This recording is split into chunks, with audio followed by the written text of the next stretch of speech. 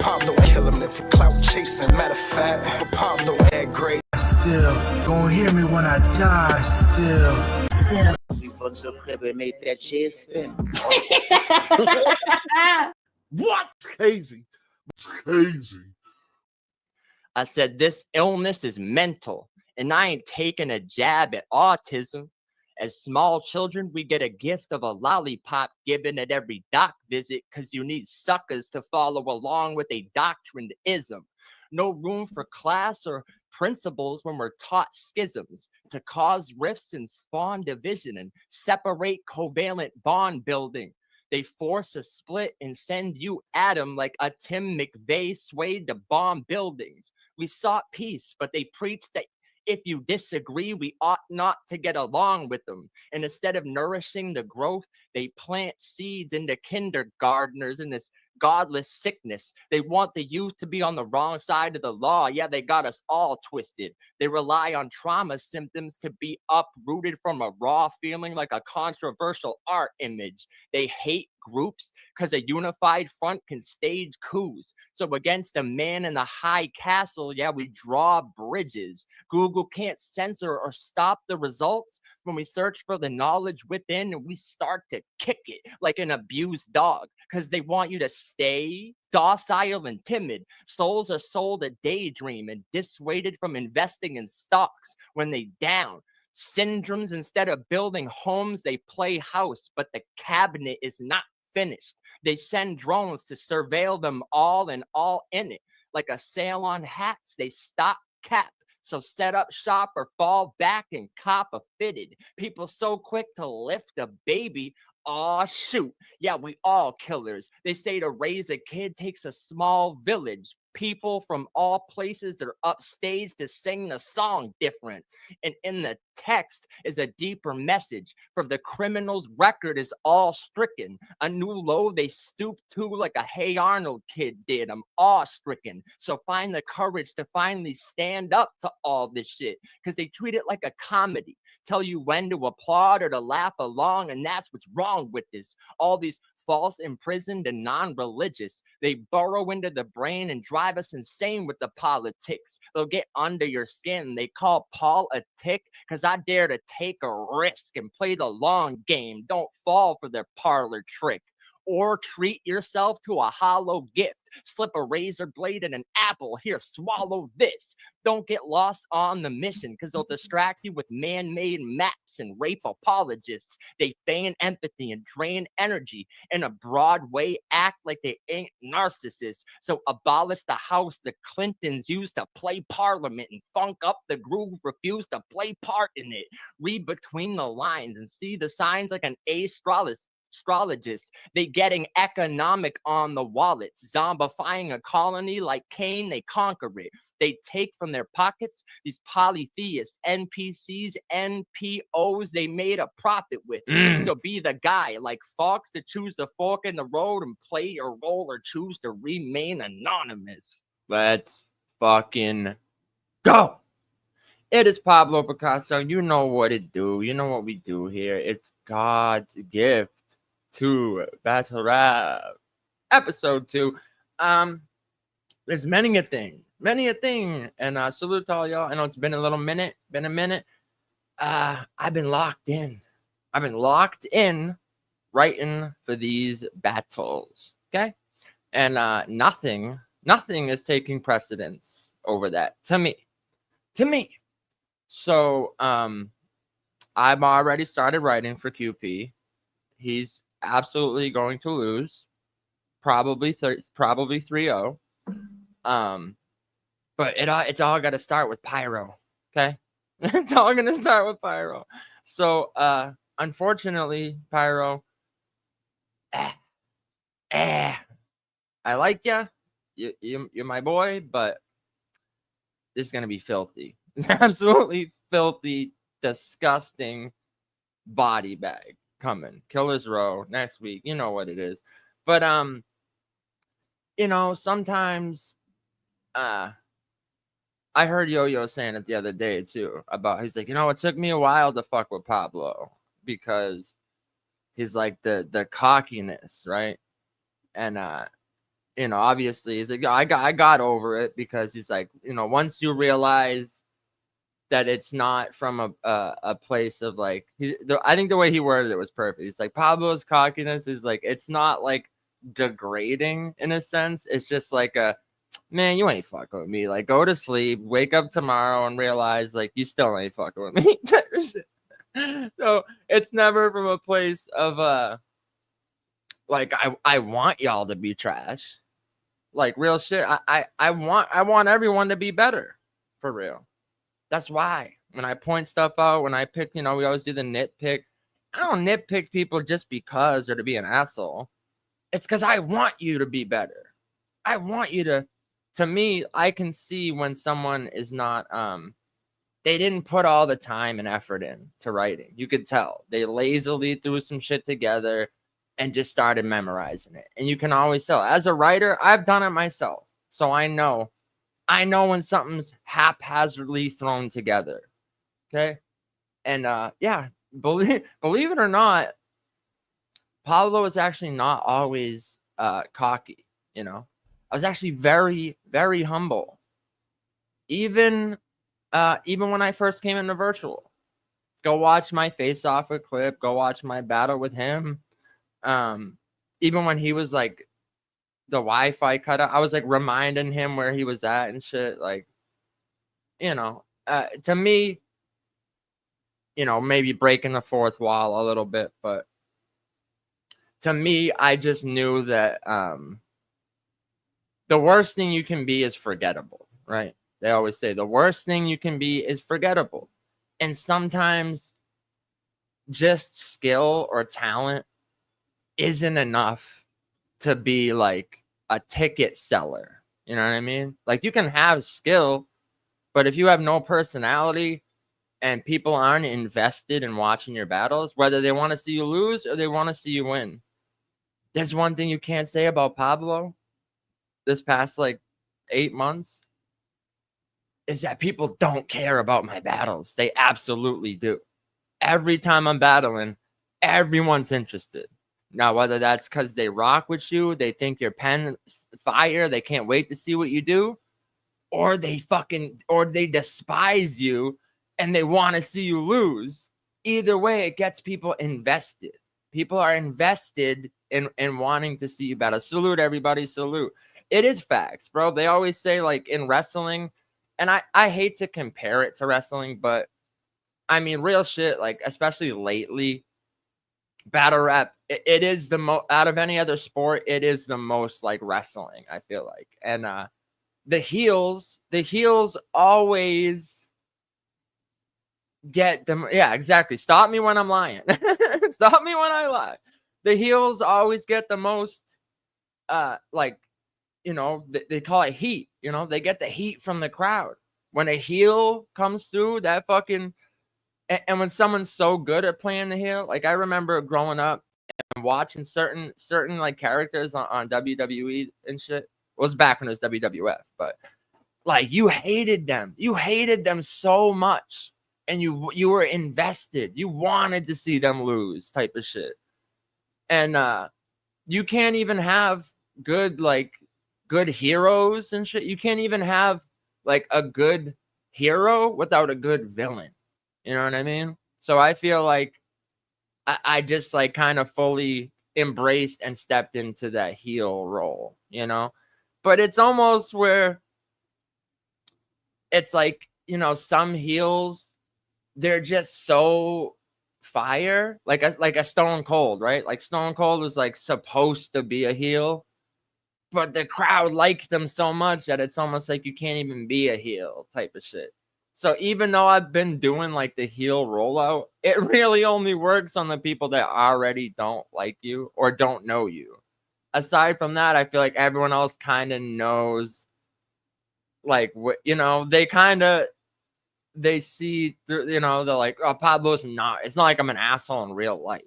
I feel like that's what's funny is like in especially in the sector, like there's a lot of people that they pretend to be decent humans on live, but outside when they turn the shit off, they're a terrible person.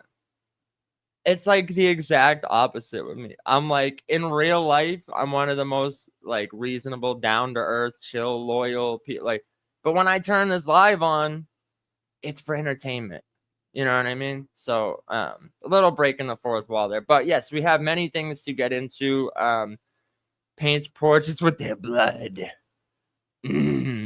I just felt like saying that because bro, I got this comment on one of my videos the other day.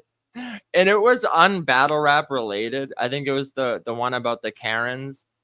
But bro, dead ass, someone commented on my video. They're like, I think you should go see a therapist. It will help you stay strong and get good friends that will, you know, keep it real with you. And but I'm like, what? At first, I'm like, did they comment on the wrong video? What the fuck? I'm like, this is a comedy video, bro. What the fuck? So then I was rewatching some of it. And it's because I was getting loud and animated. I'm like, are you fucking kidding me? This dude is fucking, oh my God. Like, I was like, I hate people. I fucking hate this dude. That ass was like, you should go see a therapist. I'm like, bro, it's called entertainment, bro. Like, you think I walk through life like that and I'm just like, ah, all the time in real life? No, bro. It's fucking entertainment. I'm like, it's comedy. I'm punching it up for my audience, you know, but I don't know. Some people don't get that. Either way, it is what it is. But okay, so there was a couple different things. I always felt like, and salute everybody. I do, yeah, find some friends, Pablo. I don't know, like, it's just strange to me. I feel like some people just don't understand the internet for real, you know. But so there's different things we could do. I felt like I feel like I'm always like nitpicking other people, and while I always kind of find a way to like, I make great points about like what they're doing wrong, but I also feel like people aren't gonna fully receive the message if they've never seen. Like, you can say it the best way you know how, and I can word it perfectly, but some people just aren't trying to hear it unless they've seen you do what you're saying. You know what I mean? Like, I could lay it out and be like, no, see, what he did wrong there with the scheme was this and that.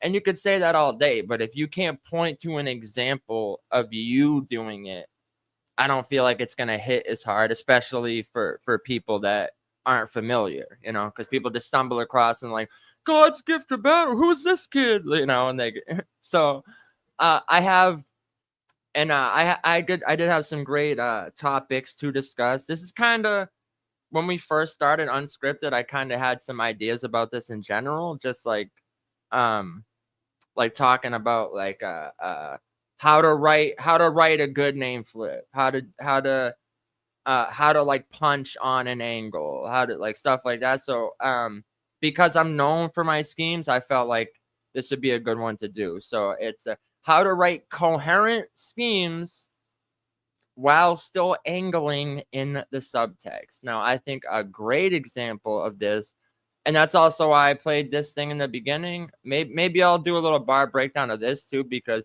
this doesn't extend to just battle rap. It doesn't extend to just battle rap. This could be like, you could write a fire scheme that's nothing to do with battling someone, you know, and keep it on a topic. And I think this is a perfect example of that. But this is about battle rap, so I want to do a battle rap example first, and maybe we'll spin the chair on this one later. So I think you know what, let's start. I was saying to someone last night, I feel like some of my most overlooked material I've ever written was for De Niro, and it's probably because the battle itself didn't happen, so it's understandable. But oh my God, bro, there's some of the shit in this battle is fucking insane, And that's the difference.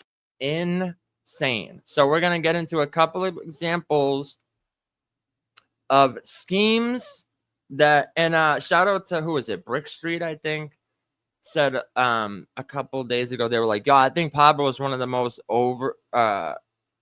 overlooked angler, or most like underrated anglers which I said that when they did the Battlerap Awards like 8 months ago on the stream. I was like, yo, I know people always say top puncher, scheme. I go, I really feel like people overlook my angling ability, but it's because anytime I do an angle, it's attached to a scheme. It's attached to I'm like punching on the angle so well that people like overlook that I'm actually angling. And I'm going to show you what I mean. I think there's some great examples in this battle.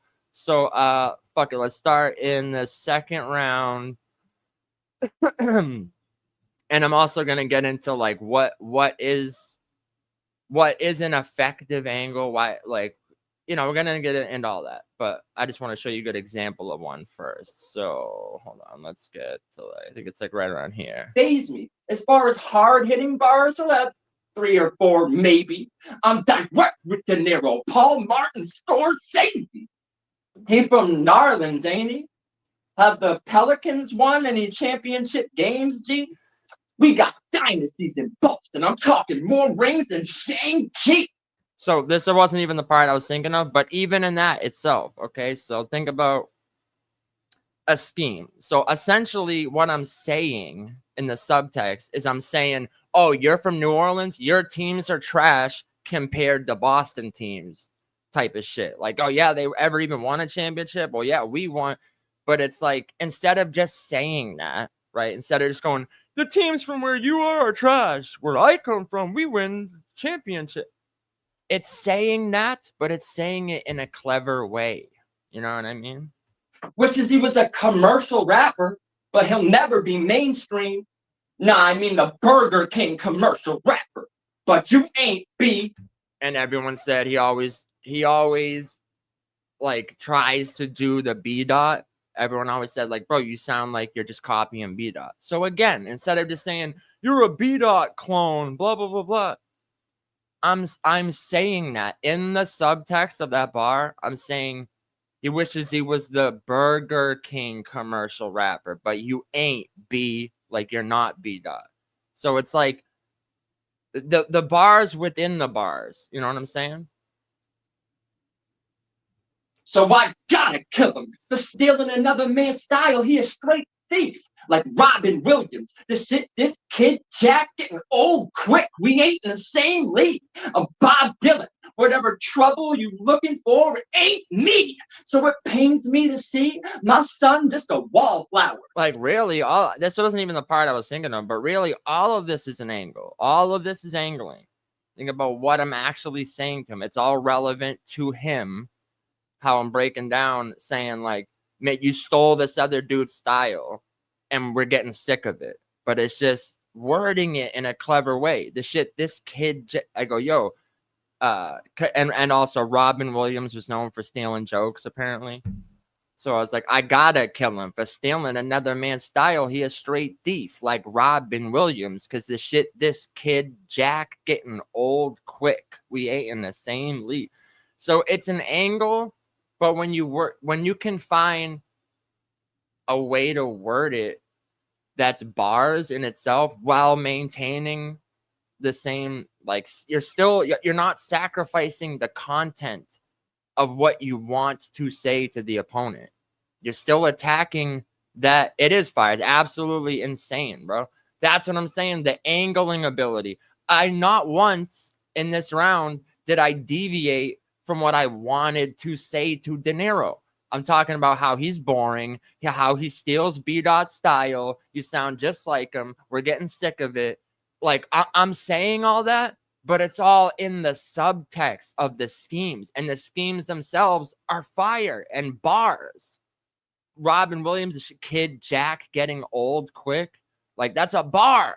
But I'm not just saying a bar that has nothing to do with the person in front of me.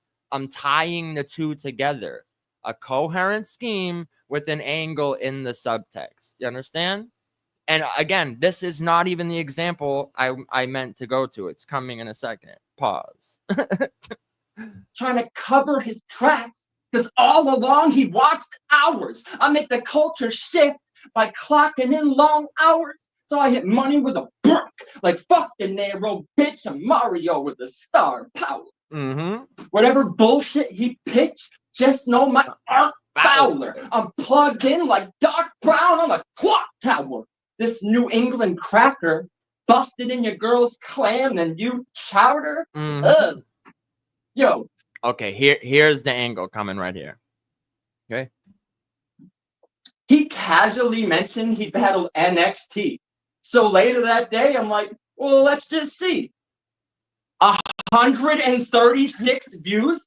This just can't be. You lost clear, and that was nowhere near the best next we've seen. But next I've seen something even more strange. Did y'all know he battled Jack Boy Maine? I'm like, all right, this one's got to be more in the range of a couple thou. What? 238, bro. That's lower than the Narlands 2022 murder rate. Even you know that's insane. That's less than half of the passengers on a Boeing plane. So even this one, it's a little more direct than you know. Other times it'll be like a little more layered, and you kind of you got to look a little past the surface to see. But this is kind of how I set the angle up, was like straight to the point. I'm saying, bro, even when you battle big names, you don't get shit for views. You know, I'm like, bro, he casually mentioned he battled NXT. I'm like, later that day, I'm like, well, let's just see. 136 views. This just can't be. You lost clear, and that was nowhere near the best next we've seen. But next, I seen something even more strange. Did y'all know he battled Jack Boy Maine? I'm like, all right, this one's got to be in the range of a couple thou. Wow, 238. Bro, that's lower than the Narlands 2022 murder rate. Again, tying it back to where he lives, where he's from, Narlands, and saying, you're not a killer. You're like, you know, it's like a double angle almost, you know, calling him out for his low amount of views, but to tie that in with where you're from and saying that's lower than the 2022 murder rate is like, that was crazy to me. Even when your opponents have names, you're not growing in fame? No wonder why he's so ashamed he wouldn't even show his face. My first ever tryout on a local stage got like 800 in the opening day.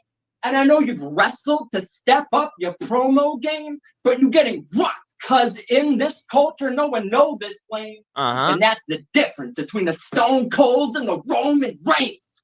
How fitting that we were just talking about wrestling. So basically, you know, I'm saying he was talking about, before this battle, he was talking about, oh, I'm learning, I'm getting better at promoing for battles and stuff. And people like, yeah, no one cares about your fucking battles. Do all the promo you want. So I said, I know you've wrestled to step up your promo game, but you getting rocked. Because in this culture, no one know this lane. And that's the difference between the Stone Colds and the Roman Reigns. Like using Roman Reigns as like a plural, like Reigns is, but also apparently the storyline, I didn't see this. I wasn't watching wrestling at the time, but they were saying like Roman Reigns was the Rock's cousin, supposedly. So it's like Rock cuz in this culture, no one know this lane, and that's the difference between the Stone Colds and the Roman Reigns. And we already know what you were gonna say. I am better than you, no debate. So of course he aborted mission. De Niro v. Wade. Hey. And obviously he ducked the battle twice. So after he ducked, I threw the bars in there about that. About no wonder why he's so ashamed he wouldn't even show his face. I said, of course he aborted mission. De Niro v. Wade. That was fire. But that's not even the scheme really that I was wanted to point out from this battle. It's obviously the movie scheme at the end of the third. Now I knew when I wrote this, I even said it in the let me turn it slow it down a little bit. So I knew when I had written this that for the live event, I even said during the face-off, I go, you know what, there's gonna be a part of the round where I said, while it's happening live, I go, some people some people might not love it just because of like how long the scheme went on for, but I just knew, I'm like, this is so fire that I had to use it, and I had to put it at the end of the third because it's just, it was such a good angle and a good scheme on itself. So hold on, Look at this Joker okay, hold on, let's go back a little bit. until I was in tragedy. De Niro fled and killed himself off. Now, I wasn't going to just list off different De Niro movies until I watched and plotted the way De Niro moved. He had some sleepers. Now we on his comeback trail. So there's great expectations for you to win against me. Because he know if he not flawless, the fans will be giving him heat. I'm untouchable. They could have brought Roan in because, bro, the pen killer elite. So when my machete sliced the cheek of this Joker, y'all see De Niro die on live TV. So hide and seek asylum. Take your wife and flee. Because when this jackknife attacks, he drive her to a city by the sea. Because from what I can see, he plays the role of the good shepherd and acts like a godsend, but that's as far-fetched as a cartoon. It's funny you look like Papa Shango, because he also played the Godfather Part 2.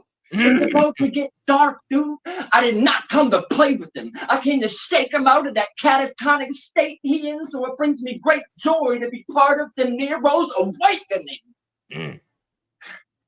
If you tally the score, that was 22 De Niro films just to prove you ain't fucking with the Irishman. You see, G, I just don't see that younger you, that hungry you. Because now everything you take don't age so well. It's better to be remembered as a legend and stay on the shelf than just be out here getting watched. Because at this point, De Niro only playing himself. Body bag, boy. 3, 4. Okay, so think about fire movie scheme, right? It's like, okay, a bunch of De Niro movies. His name's De Niro, okay? But it goes beyond that. I'm not, like I said, I start the scheme out by saying I wasn't just gonna list off a bunch of De Niro movies until I watched and plotted the way De Niro moved. And because before our battle, everyone was saying like, you know, De Niro, he's had some good battles in the past. He's kind of been on like a slump recently, but we have faith like he could be really good in this battle though. So to basically, I'm laying out all of that. I'm saying that, but I'm using De Niro movies to say that, right? So this is the easiest way to do it. I made a edit of it with the movies on the screen so you can understand what I'm saying, because this is insane, bro. This shit was crazy. To me, probably maybe one of the best schemes I've ever written, because it's not just a movie scheme. It's like this was an angle as well as a name flip. The whole scheme was a name flip and an angle all in one. And it not only like all came back around in a point at the end, it had multiple punches like throughout the scheme itself. So listen, ready? I'm gonna just list off different De Niro movies until I watched and plotted the way De Niro moved. He had some sleepers. Now we on his comeback trail. So there's great expectations for you to win against me. Because he know if he not flawless, the fans will be giving him heat. I'm untouchable. They could have brought Roan in because, bro, the pen killer elite. So when my machete sliced the cheek of this Joker, y'all see De Niro die on live TV. So like I said, everyone was like, oh, he had some good battles before, kind of in a slump. But this one, so for me to lay it out that way, like he had some sleepers. Now we on his comeback trail. So there's great expectations for you to win against me. Because he know if you're not flawless, the fans will be giving them heat. I'm untouchable. They could have brought Roan in because, bro, the pen killer elite. Like, that's filthy. Filthy. You know, sometimes when people do wordplay or schemes, it's so obvious that it's like, this is a movie title, because they have to like reach to try to make it fit. but you know when the wordplay just like slips into place that effortlessly to the point where sometimes people don't even realize that it's wordplay. Even people that were like, yo, that was crazy when I put this edit out. They're like, yo, I didn't even catch this one, or that one. But I still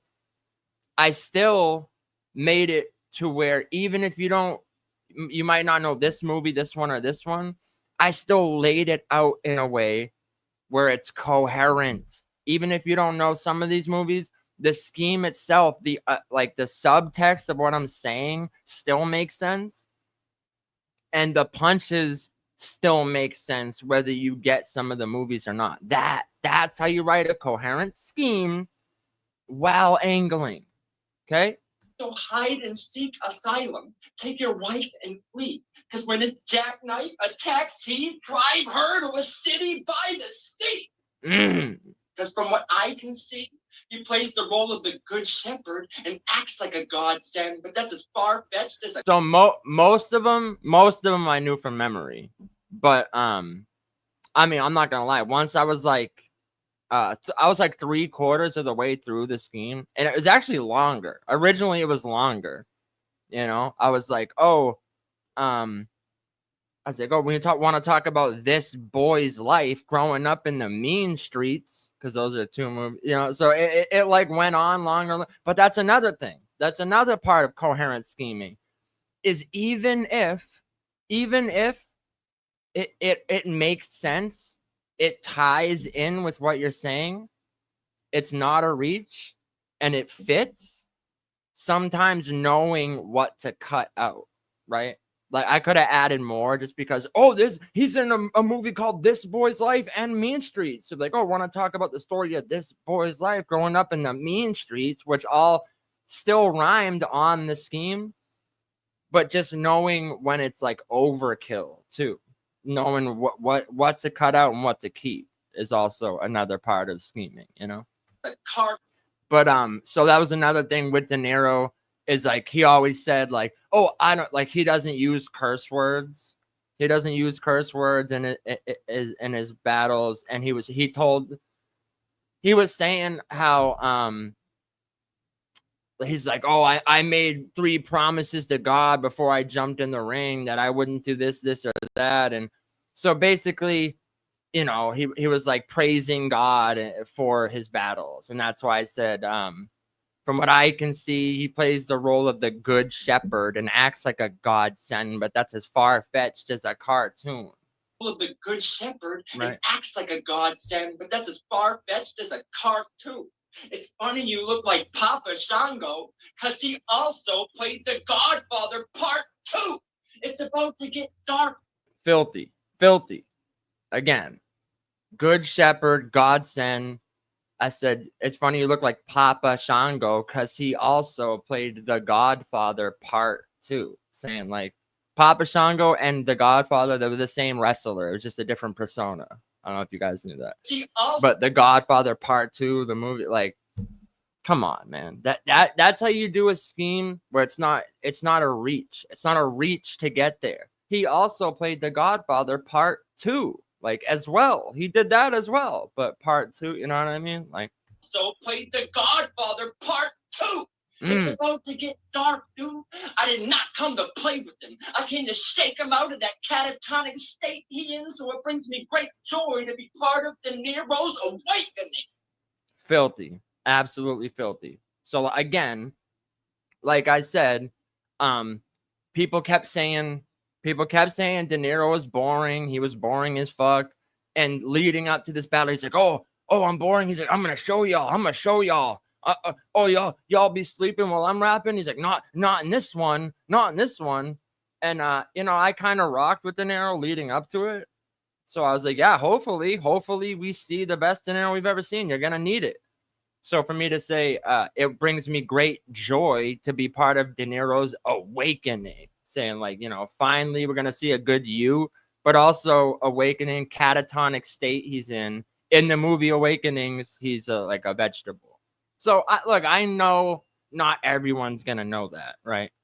But it just, it fit to him so well that's what I said about being to be a good scheme like that, like it has to make sense and hit without them knowing the movie reference.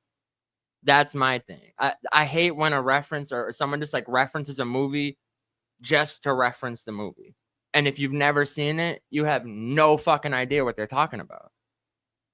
A good scheme, good wordplay should still hit and make sense, even if they have no fucking idea, even if they've never seen the movie.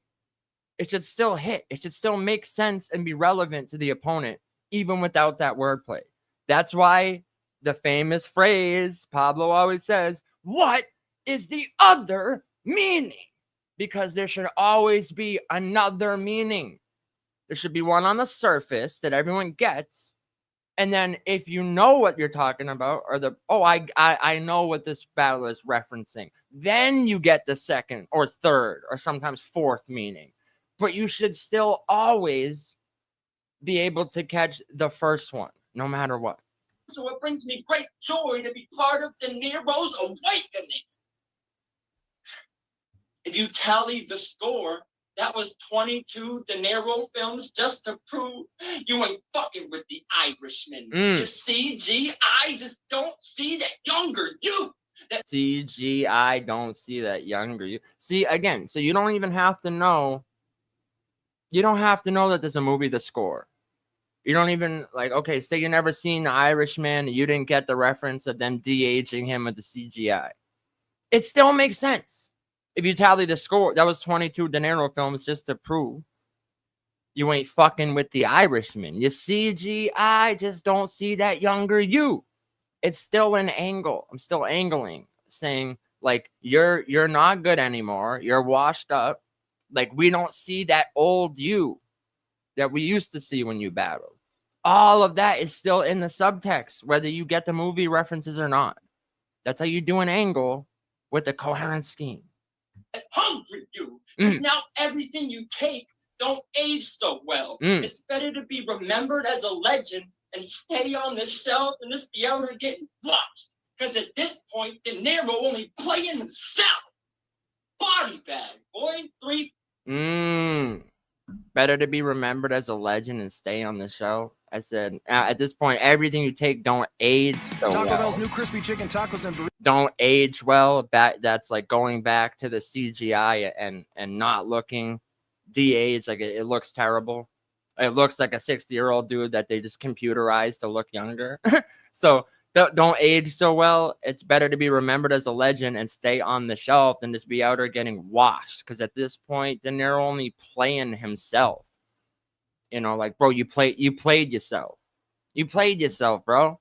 But also, De Niro, at this point, he just takes any fucking movie role at all. And, like, I feel like he's not even acting anymore. He just plays Robert De Niro in every movie he's in now. So only playing himself, washed like you're washed up, but also getting washed. And that's the fact. And I saw someone say that earlier. Actually, Major said this a week ago, and John said this today. That they're like, yo, every time I watch that D-Money battle, it gets even worse of a body. So like the body gets even worse every time I watch it.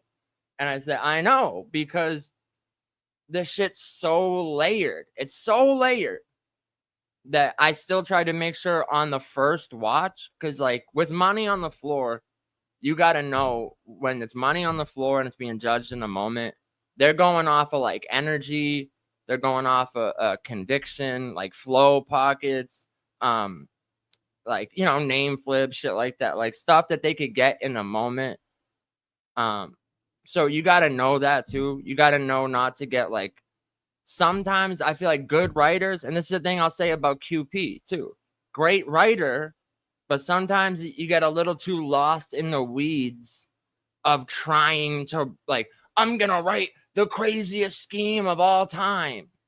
Now, something like that De Niro movie scheme, to me, that's one of the craziest just schemes in general I've ever seen about it. And like, I'm not just saying that because I wrote it. Like, it reminded me of like Thesaurus's movie scheme against Kid Twist. Like it's on that level. Like, and I've heard other people say like, yo, that's an elite level writer scheme. But it didn't start out that way, you know? It didn't start out that way. I had to rework that so many times. And like I said, there's stuff you can think of that's on topic and has wordplay, but you gotta kind of go, okay, this is too long. This can be cut. This can be cut out. This could be put here. And you know, I always talk with other great writers and stuff. There's kind of a rule. It's kind of a rule, unwritten rule of like any battler. You should never be going more than like 6, 8. Like I like to say like 10. If you go more than 10 seconds without saying something that people can latch onto, so that's, I feel like the biggest mistake people make in scheming is they get a little too lost in the weeds of the wordplay of a scheme where it's not relevant to the opponent anymore. So it's not an angle because it has nothing to do with the opponent. You could have said this to anyone. Which a perfect example is like a Chilla, right? And like, you know, scheming when he first started doing it, like it was cool. But the biggest mistake people make with scheming is that they'll get on a topic and like, oh, musical instruments. So like, yo, if you want to harp on that, oh, I'm pulling the strings. So if we don't get our loot, we shooting up that accordion. And it's like, okay, it made sense. It made sense. And it's all like relevant to the topic of musical instruments. But what the fuck does that have to do with the person you're battling? Nothing. Now you're just listing things. And I feel like Chilla at least did it well while being like not directly about his opponent. He at least did it well. After that, around 2012, people just started scheming for the sake of scheming. And they didn't do it as well as Chilla. Had nothing to do with the opponent. And they would just, you start zoning out. That's what I'm saying. So you should never go more than like 10 seconds without saying something that people can latch onto, or to where you should be like, you know, when people always say when I stop and I'm like, what? Like the reason I do that is because I know when a line is fire, absolutely filthy. So like you should almost be stopping yourself every 10 to 12 seconds. You should be saying a line that's so fire that even you are like, what? Like what? I'm not saying you have to audibly do that. I'm just saying you shouldn't be going that long without saying something fire or that people could like latch on to, basically. And that is when people start zoning out. When I always say like the cereals, right? Like, and it's a joke, but we've seen people do it, man. We've seen people do the, yo, yell cheer, E-O, better bring your lucky charm. If I got the special K, get this corn flaked. Like, now you're just saying shit, bro. Now you're just naming cereals. That has nothing to do with the opponent at all. Like, what was one we seen recently? It's like, yo, I send them in the crunch berry. Like, what the fuck does that even mean? You send them in the crunch berries? Like, you're gonna, what does that mean? They're gonna stomp on their testicles? Like, imagine saying to your opponent, I'll crunch your berries. Like, that just sounds gay as fuck and don't even make sense. It's nothing to do with him, like, personally. You know, you're just saying stuff. So, we got 19 people in the building. Can I get a like? Can I get a like? That was literally, yo, the cinnamon with the toast crunch. I'm making breakfast. Right. You can always tell, like, yo, bacon strip. If I'm with this, I lay your bitch. Her eggs are over easy when the bay can strip. Your bay can strip. You know what I mean? It's like, all right, dude. All right. Yo, the word tan, it's I'm selling gold in grams.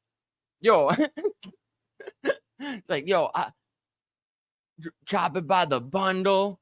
I'd be at the retirement home selling gold in grams. I made so much gold off grams.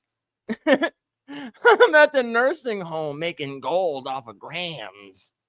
Like, oh my God, bro. Battle rap schemes are, I feel like they're the number one thing that people like execute. You know what I mean? The number one thing in battle rap that people like attempt to do and don't execute the right way is scheming. You know, I feel like even when a name flip's like not the best, it's not like creative, like Rum, I feel like is good at like creative name flips and shit. Even when it's not the craziest, like at least people they like understand the objective of a name flip. Now, whether they did a creative enough job with the name flip is another story, but I feel like the scheming is the biggest one, the number one thing that people don't execute the right way in battle rap. And you can always tell when they just started a scheme and they were trying to get somewhere with it. So then they had to reach or force a couple of them that don't really connect, or like I said, have nothing to do with the opponent, or just sound like a reach in general. Like that's when you just tap out, you know? But people don't understand, like a lot of the schemes I've written, like I don't start out going, I'm going to write a scheme. Like when John asked earlier, like if I just pulled up De Niro movies and started. No, that's not how the scheme started. If I started that scheme with the intent of doing a bunch of De Niro movies, I feel like it wouldn't have been that good. The reason it sounded natural is because I just like started writing a line or two. I didn't plan on doing a 20-bar scheme that was like a bunch of his movies. I feel like that's where people go wrong, is they set out to write a scheme on a topic, you know? And there's been times, I said this recently, bro. There's been times where I'll come up with like a whole 12 bars that all fit together perfectly. There's internal rhymes, just wordplay, everything's connecting, except that last little piece that you need to tie it all in. And if I'll try and rework it, and no matter how much you try, if you just can't find that final piece that ties it in and makes it all make sense and feel like it hits at the end, I scrap it. I scrap the whole thing. Even though it's like, oh, but the rest of the scheme is so fire. It don't matter. It doesn't matter. If you can't find a way to bring it back around, make it relevant to your opponent, end it in a punch, like, just scrap it. Scrap the whole thing. And that's what people never do. In battle rap, never. They'll be like, no, the rest of them lines are so fire. I'm using that. No one will ever just scrap something and be like, oh, well, it was close, but it kind of doesn't work. They go, no, whatever. I'll just reach. I'll just add a syllable here that doesn't fit. I'll just force it this way. And even though they know it doesn't quite fit, they'll just force it. And that's when it takes you out. It's like bad acting in a movie. It's like bad special effects in a movie. You know, the rest of it could be fire, but it's like, remember when The Rock shows up in Scorpion King as the Scorpion King in The Mummy, the second Mummy movie?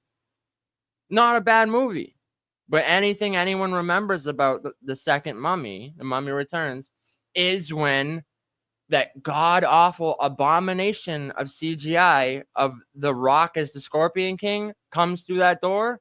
That's all people remember. That's all people remember is the forced reach of the CGI, you know? So you wanna like stay away from that. So if you have to force it, just I feel like editing. That's another big thing. The biggest mistakes people make is setting out to write a scheme before, you know, like, I'm going to do a scheme on this. And then they do that. And then when they go through and then they don't edit it, you know, Brendan Fraser, yeah. The first couple mummies with Brendan Fraser. He's in the both the first ones, but yeah, definitely hit that like, bro. I'm teaching y'all. And this is a thing, you know. People always say I'm just hating and I'm just nitpicking other people's shit. I got my teacher hat on today. Bring your number 2 pencil, class. Do you have your number 2 pencil? Take notes. Teaching y'all today, okay? Teaching y'all. Definitely hit that like button. Okay, so okay, what was the next one I was gonna play? It's a couple more good examples. Hold on. They're not, yeah, when people aren't creative with the name flips and it's played out, like, I mean, I feel like that's just battle rap in general, but I am a philosopher. Philosophizing. I'm monopolizing the philosophizing. Philosophizing. It sounds like a German word. We're philosophizing. What you want to do is save hundreds. I mean, really, I could go to any one of my battles because even someone said recently, like, they were like, yo, Pablo was talking to Rio all 3 rounds, which I was. Even when I'm scheming, I'm like angling in the subtext. Now, there's great examples in the D Money battle, but I feel like if people just watched that one recently, especially earlier today, I don't want to like keep going to that one because there's other good examples. Like the audio's not great in this one, but this is a great section. The back of a cruiser right here versus Tusabe. I had some great schemes that were angles. As says Pablo is different. Oh, I'm sorry. I know you're hiding generic rappers in there. I know you're hiding forced reaches and wordplays and battle raps. Well, you know, Caesar did say I'm an elitist. I'm an elitist writer. I'll fucking kick the door and I'll be like, they have shitty punchlines and played out schemes in there. I'm a writing Nazi. Mortal terror. Okay, this is great. So Pyramids in ancient Egypt. I'll go back a little more because there's some great humor here. Again, the audio is not the best because it didn't have mics, but I'll tell you what I said if you missed something. Every line needs to be run back. Like, I met a million MCs that spit the way sun rap, and they all take the cypher hostage block and KRS-One hats. Like, KRS-One, you just mentioned him. For real, right? Like, the pyramids in ancient Egypt, and the real lyricists are like, dear Lord, sweet baby Jesus. Listen, mortal tech. Listen, mortal tech. I'd rather be on board a jet that needs the course correct or take a fucking 4x4 to the head because hearing you rap has me bored to death.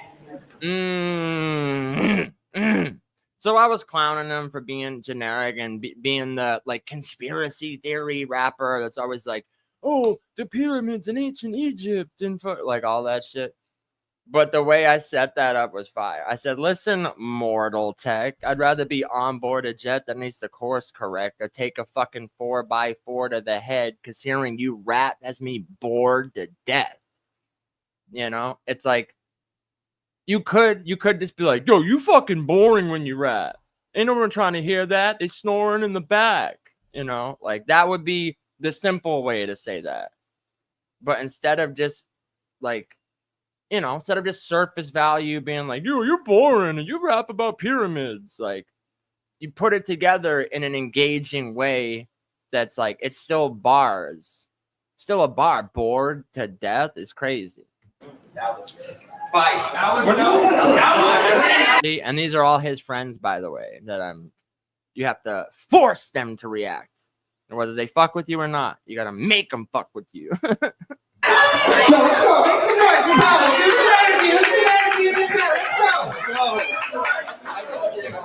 Let's go. I said, when I grip the pen, the shit's intense. With the performance, you gotta see in the flesh like crystal meth. Especially my aggression just builds suspense. If I don't need overhead bars to lift my rent, bitch, I could body mass with just my index. That's why it's down to the best. Yo, you in performance, you gotta see in the flesh like crystal meth. Come on, man. Have you ever seen someone that's done meth? You can tell right away. Tell right away when you look at them. Like they have like scabs. Like you can see it in their flesh. Like crystal meth. Oh, I don't need overhead bars to lift my rep. I could body mass with just my index, body mass index, right? This part coming out, this is what I was talking about. Yo, what should I hit this kid with next? Style out bars, switch back to human. The ruler snapping like Catholic school. You getting outclassed in this room, get his ass a tutor. We'll have mass removed like a massive tumor of an action movie's acting blooper. Bitch, I can cuff your bitch like the back of a cruiser under the legs spread faster than your average rover. I feel like one of massive students in the back of his class just snooping because his voice makes me dazed off like Ferris Bueller. I'll catch this faggot truther Googling false flags while he at his computer, so it won't be a drill when you get killed by an active shooter. That's a What? Dog, what? Okay, so things you need to know for this scheme to make sense. His name used to be Mass Messiah. Before it was Tusabe, it was Mass Messiah. So that's why I said we'll have mass removed like a massive tumor or an action movie's acting blooper. He's a teacher. That's why I said that. I feel like one of Mass's students in the back of his class just snoozing because your voice makes me days off like Ferris Bueller. Ferris Bueller's days off. But also, Ferris Bueller took the day off. And remember, in the scene, when he's saying Bueller, the kids in the class are literally sleeping. Because the teacher's voice is putting them to sleep. So they're dazing off in the scene. But also, the movie is called Ferris Bueller's Day Off. Days Off, Ferris Bueller, okay? The next part, like I said, he was the conspiracy theorist guy, right? So I said I'll catch this faggot truther Googling false flags while he at his computer, but it won't be a drill when he get killed by an active shooter. So for being into like false, he's always looking into false flag events and stuff. And the fact you're a truther and a teacher, I felt like that scheme. Again, it's a crazy scheme in itself. It's a name starting off with the name flip of Mass Messiah. We'll have mass removed like a massive tumor of an action movie's acting blooper. So that's starting off with the crazy name flip out the gate. But then to lead that scheme into the teacher flips, I feel like one of Mass's students in the back of his class just snoozing because his voice makes me daze off like Ferris Bueller.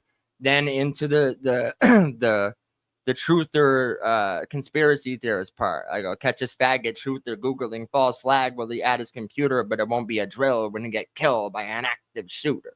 Like that's a scheme, but it's also an angle. You understand? I'm not just saying the scheme just because. It's all relevant to him. I'm attacking him on his name, his occupation, and his truther status. So that's 3 different ways I'm attacking him all on one scheme. And I think like people, when you say an angle, right? And an angle, like people go, oh, he's good at angling in battle rap. Think about it this way, because I feel like sometimes people only think about like an angle if you do it like almost the whole round or something. An angle to me is just like think about like a fight, right? The reason like Mike Tyson was so good, it wasn't just his speed and stuff. It was the accuracy of the punches. So you could land, the same person could land the same fist on the person's chin, the same opponent. But if you throw the punch at the right angle, the same fist to the same chin is going to do a lot more damage depending on the angle that you throw the punch on. So then apply that to Battlerap. An angle, all an angle is the angle of attack that you're hitting the opponent with. So instead of just randomly scheming about cereals or breakfast, I'm attacking the angle. Oh, you're a teacher. I'm going to approach that you're a teacher from this way. Oh, you're a truther and your name was Mass. So I'm going to attack that from this angle. Okay, so that's how you angle someone, but while still keeping it bars. How you bar out, but because someone else could have said, like, basically the subtext of that scheme is, bro, this dumbass, like, he used to be called Mass Messiah before he changed his name. This fucking motherfucker, he'd be in class, he's so boring as a teacher, his fucking students falling asleep. He's all into fucking conspiracies. He's like, oh, let me look this up on the computer, until someone runs in one day and fucking shoots your class up. That's the subtext of what I'm saying. I just found a clever way to say it where it all rhymes and it all sounds fire. But that's essentially what I'm saying. So that's how you write a coherent scheme with the angle in the subtext. You understand? You understand? Like, I'm trying not to make it seem like, you know, like I'm trying not to be like belittling. You know, I feel like sometimes the way I should say shit, it's like I'm belittling people. Like, I'm just trying to put it in the most simple terms understandable. Yeah, exactly. They fucking pick at their face when they're on meth and shit. They remind me of people with Downs. It's crazy, bro. No disrespect to the Downsies. The girls are drooling and shit. Wait, isn't the teacher the same guy that died? The old Invisalign. It's Ben Stein. Remember, there was a. So yeah, the teacher in Ferris Bueller was I don't know how old you guys are, but he used to have a game show on Comedy Central called Win Ben Stein's Money. Win Ben Stein's Money. And he would like ask people questions and hold on. So social, come on, you talking to kids they never watch first. Oh, Pablo. Bro, y'all be not all white people are the same. Y'all are trying to always fuse us into one person. Someone said me and social fused together as Anderson Burris. Is insane. Hold on, I gotta make a background and then I'm gonna send it. Yeah, okay. You good. I was telling social that too. So I don't have your IG, but I think you just said it's the Ham House Graphics one. I'll just send you a thing on IG. Or you could just have him give you my number too, if that's easier. Whatever's easier for you. No, you good, bro. You good.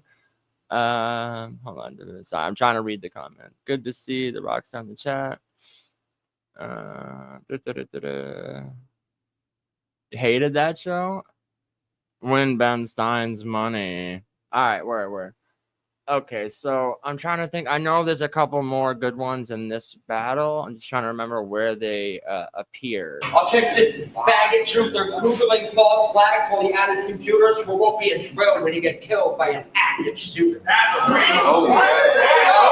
Let's go. Okay. What the fuck is 2 gonna do to me? It's a fucking 22 versus 2-2-3. 2 threes. 2 threes. Bitch, you should have let sleeping dogs lie, because you were woke in the silence, so just hand over the title and don't be the fight. I use your bones to pick my teeth, but with nose it's spiders. I'm a dope, bro. You got thrown to a lion. Bitch, I got a sniper's disposition. I am prone to violence. We know he's full of himself, so don't be surprised with 2 going inside him. Bro. I said I got a sniper's disposition. I am prone to violence. Prone, like a prone position. Prone to violence. We know he's full of himself, so don't be surprised when 2 going inside him. Pause. All right. I think it's in the 3rd round. Well, I know it's in the 3rd, but I'm trying to remember where. Some good schemage. Some good schemage and Little weasel talking other people's problems. oh yeah. Here, definitely right here. It's filthiness. If it's him that you pledged your allegiance, my first order is king, you getting beheaded for treason. How is president-elect? I am levels ahead of him. Till that you occupy a movement that they never should have let you in. A champion should have a certain level of elegance, not be an emotional extremist, radical leftist feminist, power-hungry like Ellen DeGeneres, someone deserves a homegrown title because he's a domestic terrorist. Okay? So this was for like the championship of the league was called Homegrown Battleground, right? So I said a champion should have a certain level of elegance, not be an emotional extremist, radical leftist feminist, power hungry like Ellen DeGeneres, only deserves a homegrown title because he's a domestic terrorist. Fire. But that's not even the part. This part right here is insane. Insane. Ready? He's a cerebral artist, and when he's teaching, he's conscious like adrenal harvest for real. This treasonous little leech is toxic. He's a deceitful, pompous little weasel talking other people's problems. Will throw salt in your deepest losses. In fact, you bring up the deceased so often. I'm surprised you don't shake them in their sleeping coffins. Faggot, bring up my father, you will get beat unconscious. I'll send you to beat my pops. You can have a fucking parent-teacher conference. I could have delivered it a little better. Like I said, the audio is not the best with the mics and shit, but my performance is crazy. But so anyway, like I said, he's a teacher. This was right after he had battled Real Deal, and he brought up Real Deal's dead pops and shit. And like, it wasn't in a way where he didn't like just say, fuck, you're dead. You know, he like, I don't know. He was more trying to like diss Real Deal, I guess. But like, I don't know. To me, it's like just bringing him up in general, no matter how you're approaching the angle. But like I said, he's always like truther mode. But so I said he thinks he's a cerebral artist, and what he's teaching is conscious, like adrenal harvest. But really, this treasonous little leech is toxic. He's a deceitful, pompous little weasel talking other people's problems. He'll throw salt in your deepest losses. In fact, he brings up the deceased so often, I'm surprised you don't shake them in their sleeping coffins. Faggot, you bring up my father, you'll get beat unconscious. I'll send you to meet my pops and you can have a fucking parent-teacher conference. What? Come on, son. So for those that don't know, my dad is dead. You know, Viral brought it up in the battle because he's a clown. But like I said, this kid's a teacher. He had just brought up this dude's dead dad in his last battle. My dad had just died like recently before this. So for me to like set it up the way I did, again, this subtext is basically saying, oh, you claim you're this fucking super woke dude, but you're always like bringing up the people's dead relatives. Bitch, bring up my dead dad like it's going to be a fucking problem. Basically is what I'm saying, but I'm saying it in a clever way, right? Like that's an angle. That's a scheme that's on like a parent-teacher conference is fucking fire, bro. Radioactive rapping spider. To me, even Tusabe after this battle posted the clip of this scheme and said this might be the most fire shit anyone's ever said against me. Like, or the best, I think he said the best teacher bars anyone's ever used on him. Again, because it's not just generic. It's not like, yo, you probably be. And that's another thing about angles, right? Like sometimes deciding what angle to use against someone, like again, like when we say angle, right? Like people just think, oh, angle, oh, the people I always hear this, right? People say like the teacher angle, this angle, the bus driver angle, and it's like no, the angle isn't just that he's a teacher. The angle would be how you approach attacking him for being a teacher. You understand?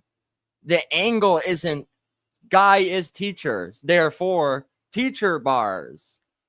No, that's a topic. Him being a teacher is a subject. The angle is how you approach that. So to approach it in a clever way, we're like, oh wait, you're a teacher, but you just diss this dude's dead dad. So I'm gonna bring that in and talk about like, oh, you do this. So like connecting different themes in one scheme Like, I feel like that's one thing I do all the time. All the time. Within one scheme, I'll go from like name flipping someone to talking about their like something they did in a different battle, or you know, like there's great examples of that in the D-Money battle, like how from line to line. That's why I never like to say, oh, the angle, because it's like, no, like you can like go back and forth on attacking from multiple angles. I feel like even in the Reek battle, right? It was only 3 minutes, but I attacked them from 5 different angles in the Reek battle. 5 different angles. So, you know, come on, son, what are we doing? So send you to meet my pops. You can have a fucking parents teacher conference. Let's go! Let's go! Same shotgun. I will take the same shotgun that my pop took his life with and use it tonight to butt fuck his wife with. But I got a feeling that slut might like it. Listen, yo, the same motherfucker that be like, your words have power, then diss your dead relatives like a worthless coward. I guess the flavor of the month turned out to be sour. He's not the veteran he says he is, and that's stolen valor. That's why you got it. And because before this, he was saying, he's like, oh, I think I'm on my way to legend status and blah, blah, blah, blah. So I was like, what? I said, he's not the veteran he says he is, and that's stolen valor. What? On a fake tear like a crisis actor. I back snapping like a spinal fracture. With that high price gas, you might get fast above the ranks, but to a tank, dry don't matter. Bitch, I got ideas so bright to make a light bulb shatter. I can travel through time with my rhyming pattern, just stop you dead in your tracks and then rewind it back. I got many styles of which I am a master, like Chris Pratt in Jurassic World when they hire his ass to guide the hybrid raptors.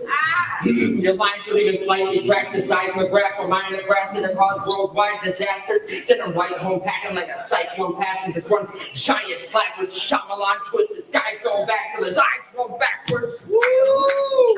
Okay. It's a nice little pocket, so, you know. Okay. I am a vital master. I'll grab a Michael Myers knife and stab it. We could go the psycho's path and his career will go down the drain to watch him spiral after. In the movie Psycho, the shower scene where the girl gets stabbed, the scene ends with like it zooms in down on the drain, and it's like the water and blood are like spiraling the psycho's path, and you go down the drain and watch him spiral after. Yesterday was Friday the 13th, like the timeless flashes. Again, that's true. This was Saturday the 14th, so yeah, the day before was Friday the 13th. Nothing I say in battles is ever false, okay? Ever. Perfect. I came to silence the lambs because even the fans and judges knew it was time to ask you. Okay. He's a 9/11 trooper and I was a roofer, so we both put in work and climbed the ladder. Difference is, I'm gonna rise with this run. He declining faster than a dime when you try to smash her. So fucking title match. Just title this after his Mass Messiah's final chapter. Or wanna be viral rapper gets violently put back in his place like a chiropractor. Oh. Cause you shouldn't even have got this shot like an anti-vaxxer. Filthiness. Filthy. Come on, son. I said he's a 9/11 truther and I was a roofer, so we both put in work to climb the ladder. Difference is, I'm on a rise with this run. You declining faster than a dime when you tried to smash her. So every step, every like if you know what a rise and run is, like every step has the point that goes up and the point that goes out. So that would be the rise and the run. The rise and run, right? So I said, climb the ladder. I'm on a rise with this run. You declining faster than a dime when you tried to smash her. So that it just like keeps going and from one to the next to the next. And I said, so fuck a title match. Just title this after as Mass Messiah's final chapter. Or wannabe viral rapper gets violently put back in his place like a chiropractor because he shouldn't even have got this shot like an anti-vaxxer.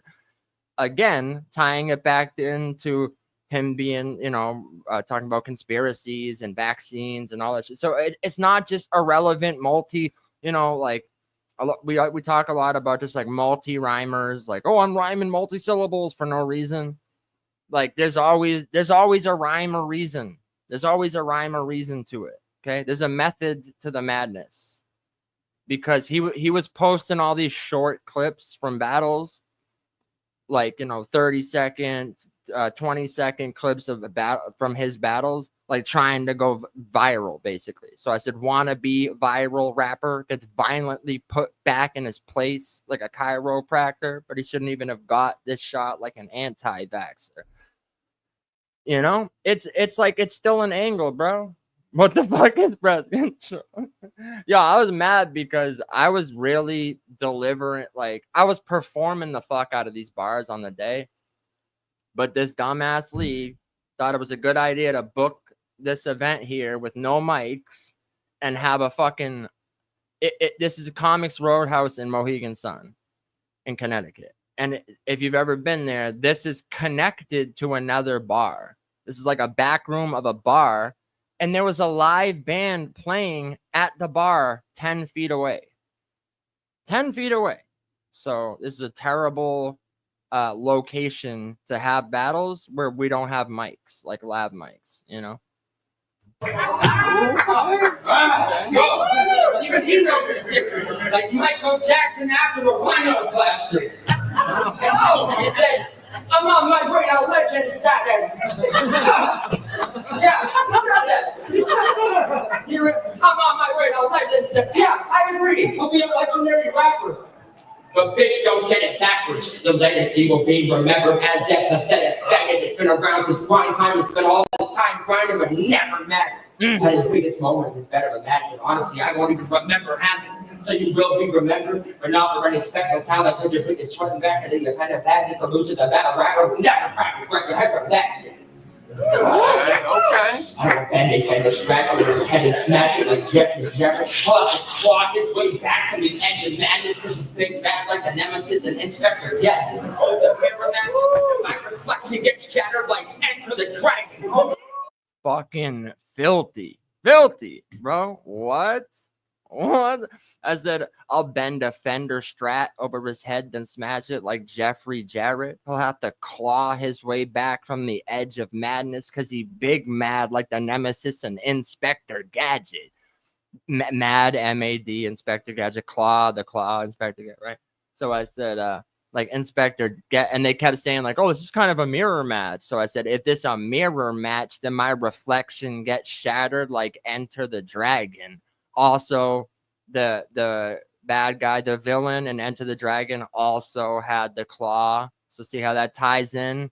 Not only does it rhyme, Inspector Gadget, Enter the Dragon, both of the guy from Inspector Gadget and Enter the Dragon both used a claw as their weapon. There's always layers. There's always layers. Okay? But also, again, not just random rhymes, all relevant to the person I'm battling. Well, my president's evil. He won't get to the sequel. Just go ahead and ask Alice because I'm Barry Burton with the magnum and breadth of the jacket, so it's clear that we are cut from very separate backwards. Oh, yeah. I said, oh, he's like, oh, we can't give the belt to an ex-heroin addict. Oh, yeah, we'd much rather give it to some pretentious bastard, pretend activist, leftist, fascist. Pretend activist, leftist, fascist. No. I said, oh, you know, when you take your own opponent's words and you're redirecting them back at him, it don't get much better than that shit. Against Real Deal, he called himself Connor.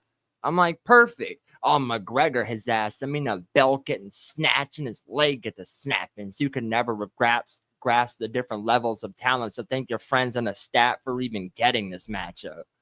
Fucking filthy. But oh, McGregor, his ass. I mean, the belt getting snatched, his leg is snapping. I was performing the fuck out of this shit. You can rap better than that, faggot. This part's fire. Ready? You know what? Hold on. Bro, you think I give a fuck about public opinion or which one of us comes up this running? The last time I battled Master was me versus the state. Me beating the case was the only time I cared about a judge's decision. Because there was a lot of back and forth leading up to this battle, and he was all like, "You have no chance of winning." And even in the battle itself, he's like, "This was a setup." Basically, like, they can't just hand me the belt. That would look bad. So like, this was a setup to like for him to win. And I was like, "Yeah, no shit, dog. No shit." It was literally judged by his friend, the crowd, which was his friends, and then the only other judge was Pace One, which he said I won. The only non-biased judge said I clearly won. But anyway, that's why I said, yo, you think I give a fuck about public opinion or which one of us comes out this winning? The last time I battled Mass, it was me versus the state. And me beating the case was the only time I cared about a judge's decision. Filthy. Filthy. That's how you do a what's your life like, what you know about type of shit. Well, making it relevant to the opponent. But okay, there's some other examples I want to get into of schemes on aim. So you think you know Wix? There's some good ones in the Rio battle too. Do you really? First, hold on, what's a good one? The Blick with the 3SK is good. Oh, this is a great one. There's a great one in this one, but fuck, you know, we're gonna go to clip. We're gonna do the clip one. Hold on. Let me go around, maybe around here.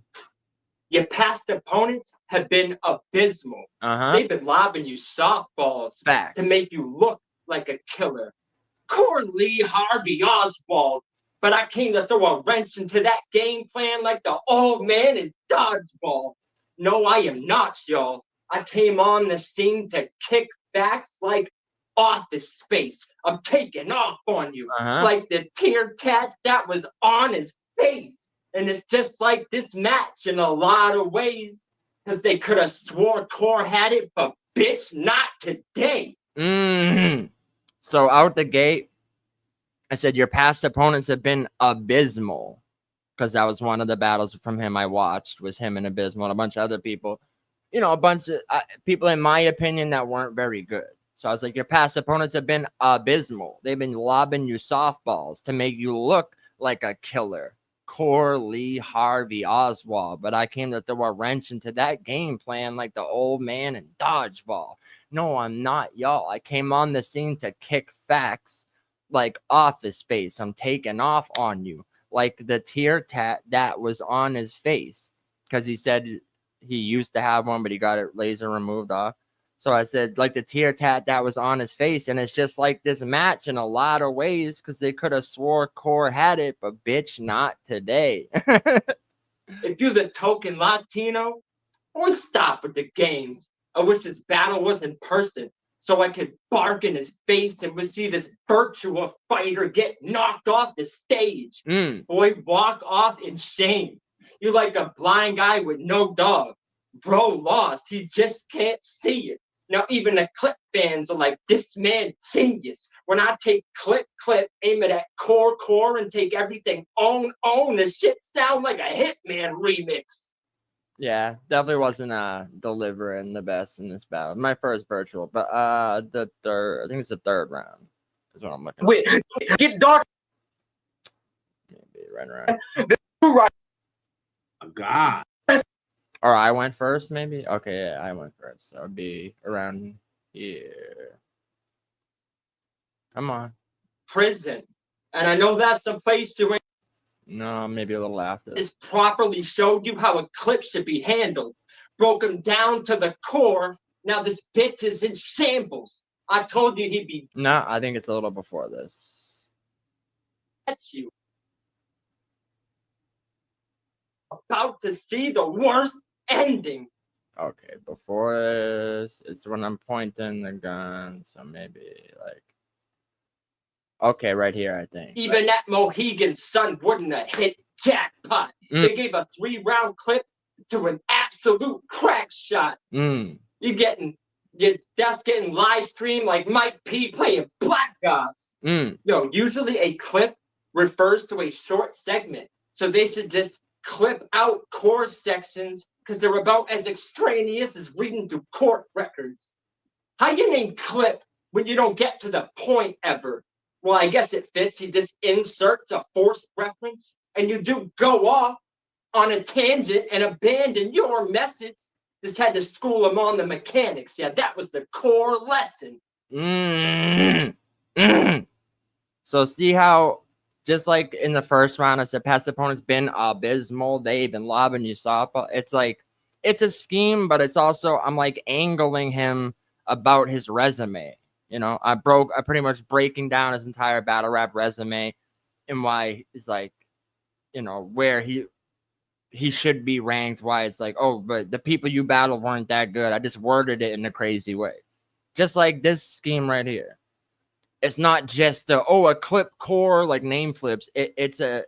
I'm angling him in the scheme. I'm basically saying like, you know, I just found a cool way to word it. Usually a clip refers to a short segment. So they should just clip out core sections because it's about as extraneous as reading through court records. How you name clip, we don't get to the point ever. Well, I guess it fits. You just inserts a forced reference and you do go off on a tangent and abandon your message. Just had to school them on the mechanics. Yeah, that was the core lesson. Like, it's like you're still angling the person. I'm basically saying like, yo, you're shit. Like you say all this stuff, but like you don't ever get to the point while you're rapping.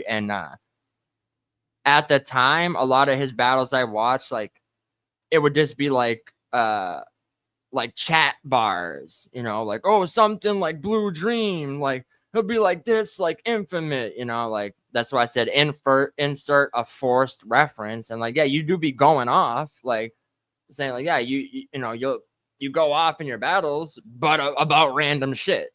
So you go off on a tangent and a bit like it's an angle, but it's still like, you know, just finding the right way to word stuff where it's like a scheme, right? It's like, it's a name flip. Basically, the whole scheme is breaking down his name in multiple ways, but also it's like angling the battler too. You know what I mean? So I thought that was a great example. There might be one or two more. I'm trying to remember where they are in the battle. That means I got immaculate concepts, boy. You better believe it. You'll always be under God, so just pledge your allegiance. Now, the only attention you're seeking is for medical reasons. I made a promise to kill you, and I'm intending to keep it like a best friend with a secret. Hold on. I think, all right, that was a pretty good example of that. I'm trying to keep it to like the schemes on an angle, you know. So oh, there's a great one in the trade battle for sure. For sure. I appreciate y'all for real. And if you haven't yet, you know, you can hit the like button if you do like what you're watching. If you don't, I don't know why you'd be here for so long, but oh la la la la. What the hell is this movie? Okay, let's see. Wait, did he go? He goes first, right? So hold on. Me nervous was the lack of promo. Okay, hold on. Go back a little bit. Repeated Kermit. Oh yeah. Here's a great scheme. That's also an angle. Okay. Face in the casket, bitch. You are such an uncreative person that your tombstone will be engraved in cursive with the phrase, "We got trade-o versus." Facts. Bitch, you sound like a constipated Kermit. So I could win even if we trade our verses. You're telling me of all the names on the circuit, I got a fried dough, but this ain't a circus? The only time you ever made me nervous was the lack of promo when I thought you'd actually no-show and fuck up my appearance like an inexperienced facial surgeon. Bitch, the lazy work you display is like your worth in this game. It ain't determined. This your trade. Oh, I'm a tax dough like a bank conversion. You know, you trade dough in a bank. battler, lyricist. Today you're learning what the difference is. This is one round tray should have curved, you idiot. I slice off a piece of dough with a circular instrument. This herb get igneous, rocked. Watch, all you'll see is a blurb of obsidian. If we catch wreck, then I'm swerving it into him. And you'll finally see a prophet when I turn into Gideon versus the Midians. These fly-by-nights and their worthless opinions. You got all these battles, but not one person give a shit. So your name's backwards like Ferb and Phineas, because dough don't ever earn any interest. I felt like that was also right. That was facts, bro. Like at the time, Trey, he kept battling a bunch of people, but like not many people gave a fuck. You know what I mean? Like people didn't really care. Okay, so starting that scheme off, right? When I said you were such an uncreative person, your tombstone will be engraved in cursive with the phrase "We got Trado versus," which is literally how he started his round in this battle. We got Trado versus. So I'm saying, like, bro, you're so fucking uncreative with this shit. Like, the only time you ever made me nervous was the lack of promo when I thought you'd actually no-show and fuck up my appearance like an inexperienced facial surgeon. Again, because of De Niro not showing up and him doing literally no promo, I'm like, is this dude even going to show up to the battle? Or is this going to be yet another time where someone fucks up a Pablo appearance in the battle? You know what I mean? So it's like, these are all angles. Like I'm attacking it from the angle I'm taking is your generic. We didn't even think you were going to show up. That's how fucking like little amount of promo you do. I said, what? I got to fry dough, but this ain't a circus. Like, and then I get into that. Finally see his name's Doe, right? Doe. So it's like, oh, you'll finally see a prophet when I turn into Gideon versus the Midians. These fly-by-nights and their worthless opinions. You got all these battles, but not one person give a shit. So your name's backwards like Ferb and Phineas, because Doe don't ever earn any interest. That's filthy, son. Like, the angle is no one gives a fuck about watching you battle. But the actual, like, that's the subtext, right? But the scheme itself is fire. Saying how your name's like that, like basically it would be like saying how your name's Doe when you don't get money, or how your name's Doe when like, but for it to be like your name's backwards, like Ferb and Phineas and Ferb, so it's back their names backwards. Your name is backwards, like calling yourself Doe, because you battle but never gain any interest. Like, no one's interested, but money, gaining interest. Like, that's like name flips, but it's also like an angle. I'm angling him at the same time, you know? Take sun chips. Yeah, I burnt him to a crisp. Shit. Because you touch down, you don't put numbers on the board, TD. You just got a number of us board. Though conversion rate is low. He's not someone to invest in because he doesn't field goals. So that's another point against him. You don't move the needle on a digital scale. Trade 0.5s, but ain't an eighth of my lyrical skill. They put a battery in your back, but anyone with an eyeball can see he need to recalibrate. I'm on a tear. See, trade don't carry no weight. It take twice as long to cover the same distance. I'm saying you get graded on a scale. Boy, we way different. Again, I did see somewhat like I got a lot of praise for that scheme, which I appreciate. I think that was crazy. But I saw one person's like, it's not that crazy. Like, bro, again, I am a schemer. I'm a schemer, bro. That's what I always said. I go, when they were doing the Battlerap Awards last year, like, they had me as one of the top punchers, which I'm like, that's cool. I know I have good punches and shit, but that's not even what I, like, try to do for real. Punchlines just, like, appear on the schemes I'm writing already. But the thing about the schemes is like it's always an angle within the scheme, right? So it's like not only does that just sound fire, his name's Trey, and I'm like breaking down the digital skit. It's like it's all relevant to the opponent, like because like to me, Trado, it's like yo, you don't make a mark out here. You're not like relevant. And a punch, exactly. It's like to me, it's combining an angle, a scheme, and like ending in a punch. You know, I feel like I do that a lot. But it's like when you do the other stuff so well, sometimes like people like I do feel like people overlook the angling aspect because it's never. I feel like they're never just like random schemes. You know, like to say you don't move the needle on a digital scale. Like saying in virtual, you're not a ticket seller. You don't move the needle. You're not, or an angler, right? You know, like you don't move the needle on a digital scale. Trade 0.5s, but ain't an eighth of my lyrical skill. They put a battery in your back, but anyone with an eyeball can see he needs to recalibrate. I'm on a tear. See, Trey don't carry no weight. Like that sounds fire anyway, but it's like it's true. Like you don't move the needle out here in virtual. You're not a top dog. You're not a main eventer. You're not a ticket seller. Your name doesn't hold the same weight.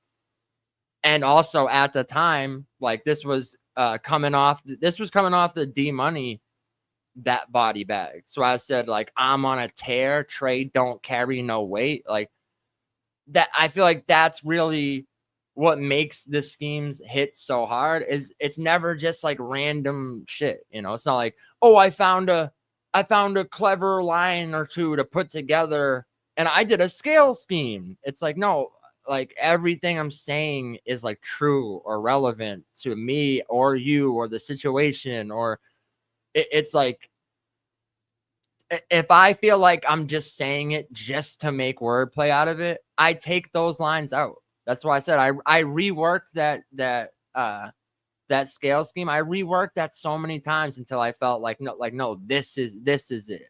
This is it. I'm on a tear. Trade don't carry no weight. So you take twice as long to cover the same distance. I'm saying you get graded on a scale. Boy, we way different. Like, come on, son. Come What? We way different. It ain't a car hop if I roll a blade over Trey until his face missing and you'll see him slumped over the side of a beige Civic. You know, they rollerblade over your Trey at a car hop. Blake Griffin, I fuck Trey up like an NBA 2K game glitching or a waiter who sent the plate out with the steak missing. It's way different. Veteran, staple on the scene. Abe Simpson, if I raise a baby that isn't mine, boy, it ain't simping. Tell Trey pull, because it's practice to shoot dough like a clay pigeon. It's way different. I stay wigging because I'm too paid. When it comes to this dude hair, everything he do fake. So they did tell me, a bunch of people said Trado had fake hair or something. Like I heard it so many times and I'm like, really? Like, but also the tattoo shit in the beginning of the round, I might have skipped that. But so what I'm like, again, it's not just like irrelevant. I'm wigging because I'm too paid. Like everything you do fake, do like hair, do fake. It's because they literally said he had fake hair. That's why I said that. It wasn't just like random, you know. How y'all compare a Boston legend to Trey? It's only right you see a bird get souffle. I said Boston legend, 2 Treys, bird, word. Let's make it a basketball scheme. It's behind your back. They pass on your team. You must be off the glass to want it with me. I know the game. They try to set pick up and I shoot Trey off of the screen. What?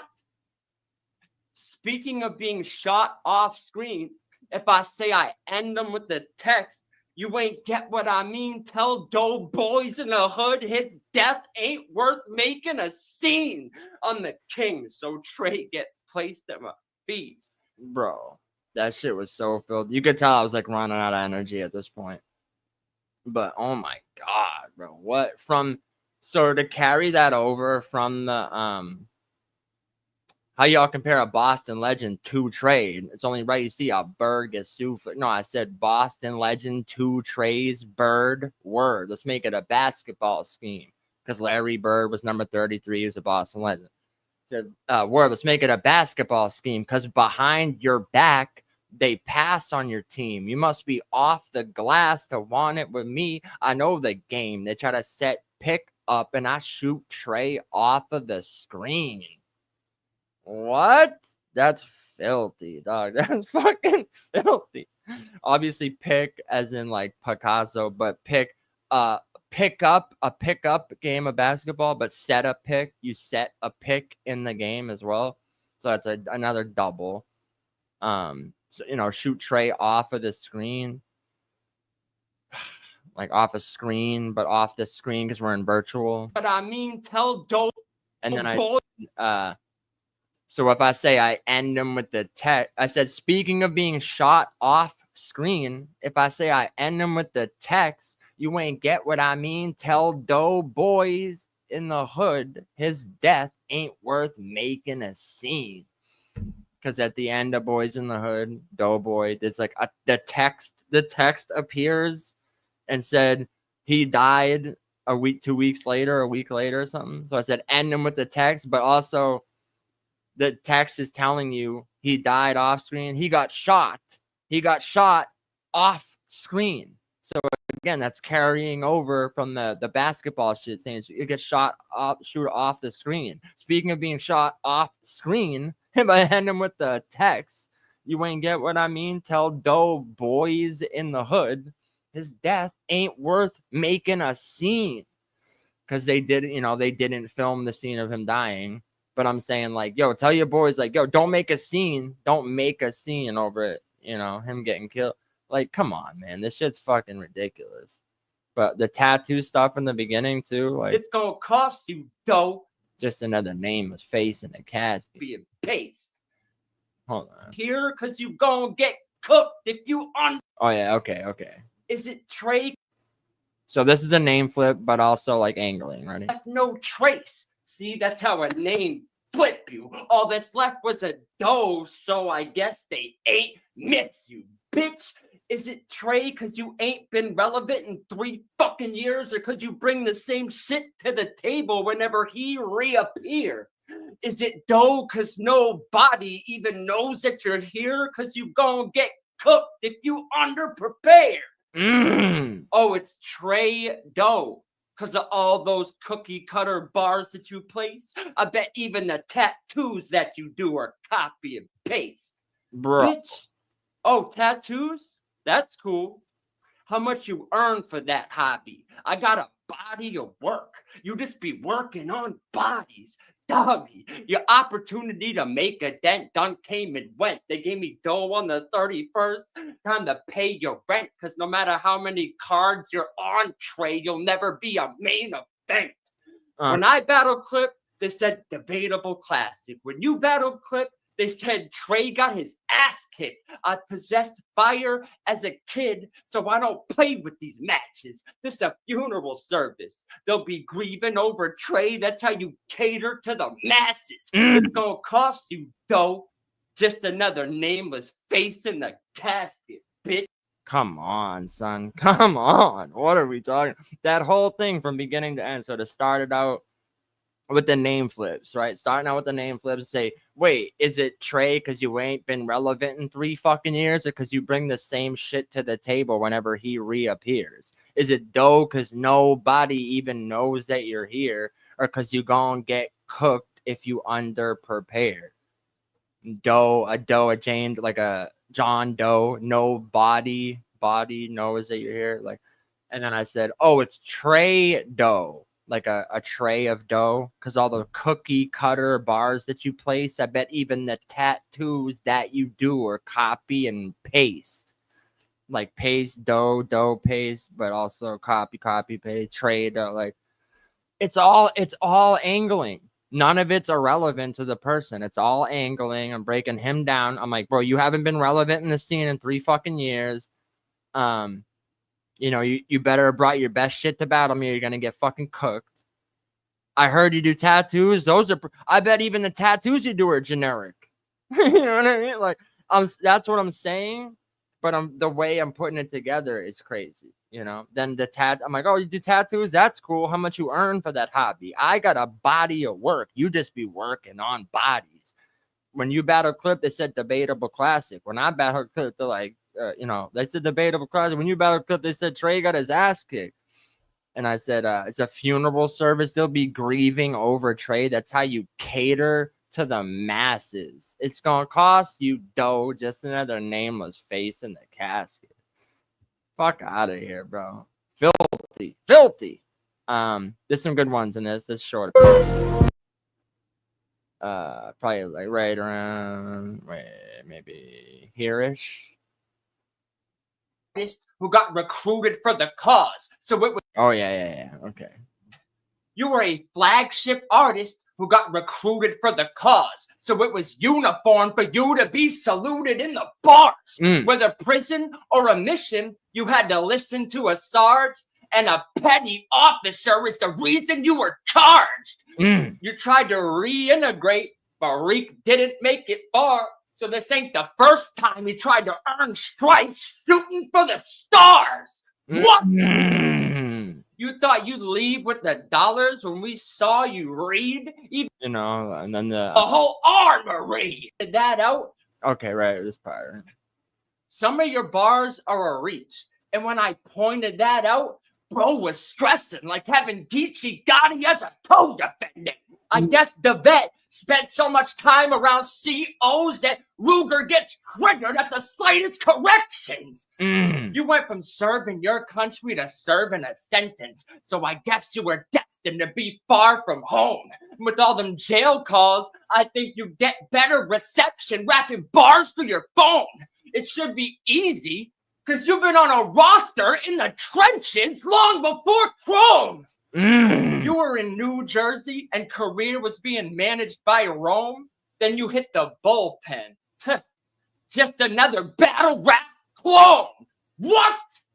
You went from guerrilla warfare and manning your post to getting caught slipping like hitting black ice on the road. I'm a rare breed in the ring, and that whole scheme was to show you can't ARP. I'm in a league of my own. Fucking filthy. Filthy. Again, none of that was like I could only say that to the opponent. You know, it's not like, oh, I wrote because I've heard people do schemes before, and it's like, yo, you'll get smacked if I KO him. Like I'll celebrate like a TD, and all, you know, they're just like naming leagues and shit. Again, I always say that's the biggest mistake people make when they're writing schemes. Is they just scheme just to scheme. Like that scheme, it did like that didn't start out as I'm gonna write a battle rap league scheme. Not even close. Not even close. It just started out with what I wanted to say to him. I'm attacking him on the like, oh, you were in New Jersey and your career was being managed by Rome. Then you hit the bullpen. Just another battle rap clone. Because I was saying earlier, he sounded like twerk and shit. So I'm like still tying it back into that. But then to say you went from guerrilla warfare and manning your post to getting caught slipping, like hitting black ice on the road. Because I said you went from serving your country to serving a sentence. So it's all relevant. It's all relevant. It's in the angle of how you go from military to prison. But instead of just saying that, like, you went from jail, you went from the army to jail, you know, it's like, no. Like, it's being clever in the way that you're scheming, but the angle is still there in the subtext of it, you know? Even the part before that, when I said, some of your bars are a reach, and when I pointed that out, bro was stressing, like having Geechi Gotti as a co-defendant. Like, pointed that out, bro was stressing. Pointed someone out of a line, ratting them out. Geechi got like, and I said, when I pointed that out, bro was stressing. I guess the vet spent so much time around COs that Ruger gets triggered at the slightest corrections. saying like you're mad when I was like, well, that bar didn't make sense because of this. So like the corrections CEO, corrections officer, Ruger trigger like a gun. Like it all connects, but it's all relevant to the person. You know what I'm saying? Like, you thought reading, you know, there's some crazy shit in there. And then hold on. Leaving his post-it notes up on a wall. So that's combining two different angles right here. Because he keeps leaving his your flows was a safe call. I think Reek has gone rogue because he keeps leaving his post-it notes up on a wall. Did they AWOL? Not reading off your flows is a safe call. I think Reek has gone rogue because he keeps leaving his post-it notes up on a wall. Call you had you working on the sewage system. So I guess the name Ruger fits. Because that's a true definition of going through some shit. We got rules here, bitch. If he looks off to the side and all in this slide, we call in time. We seen you read before, bitch. So that disqualifies. This gonna be another body of the night. I'm winning D money because I'm facing yet another unconfident rhymer who got caught cheating because his wandering eye. Oh my God. We saw you recycle them god-awful rhymes multiple times. So why the fuck would I be worried about a Ruger who in all his fights reload with old rounds and something's off with his sight? Dog, are you blind? Bro. Like that was insane to me. Insane. I said, we got rules here, bitch. If you looks off to the side of all in the slide, we call in time. We seen you read before, bitch, so that disqualifies. Like saying like this, you'll get disqualified. That disqualifies. Saying like, you know. And I said, it's gonna be another body of the night. I'm winning D money because you have money on the floor. I'm winning D money because I'm facing yet another unconfident rhymer who got caught cheating because his wandering eye. So why the fuck would I be worried about a Ruger who in all his fights reload with old rounds and something's off with his sight? Like, I thought that was filthy because then it's like, it's an angle.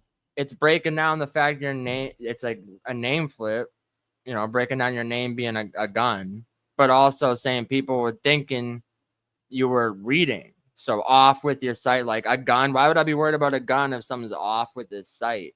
But also, I said you've been recycling material. So why would I be worried about a gun if all he does is reload? But his name's Reek. So I said reload with old rounds and something's off with his sight. So even in one punch, even in that one ending punch, there was two angles of attack. It wasn't just the reading. It was recycling and reading. And that was just the ending punch of it. You know what I mean? So I just felt like pointing out. Because like I said, I always feel like when I'm just playing other people's shit and I'm just nitpicking it, people are always like, well, who the fuck are you? Who are you? To blah, blah, blah. And I'm like, all right, bro. Like, I'm saying this shit from experience. I know what I'm talking about. Like, if you're gonna do schemes, if you're gonna do a fucking, like, this is how you do a scheme while still keeping it a coherent scheme that's still, like, attacking your opponent. Send you to, yeah, sure. Go ahead. I'm down to play it. Yeah, because I don't want to just sit up here all night playing all my shit, but I just want to just focus more on some of the scheme. Like, because really, I do it in every battle. So I could, like, this could be me just playing every single battle, but I wanted to point out specific examples of that I thought I did really well. You know, I'll do just one from this battle because I know people watched it earlier, so I don't want to overdo it, but I'll speed it up a little so we're not here all day. You know, but you call that a D money boxing match. But it's not your scrap with Capri when an OG leave you laid out on the grass. Yeah, you fought him back, but it's going to take a lot more than that money with this flurry of charge attacks. You know, because they take money when they charge it. Mulligan. It's a little further in, I think.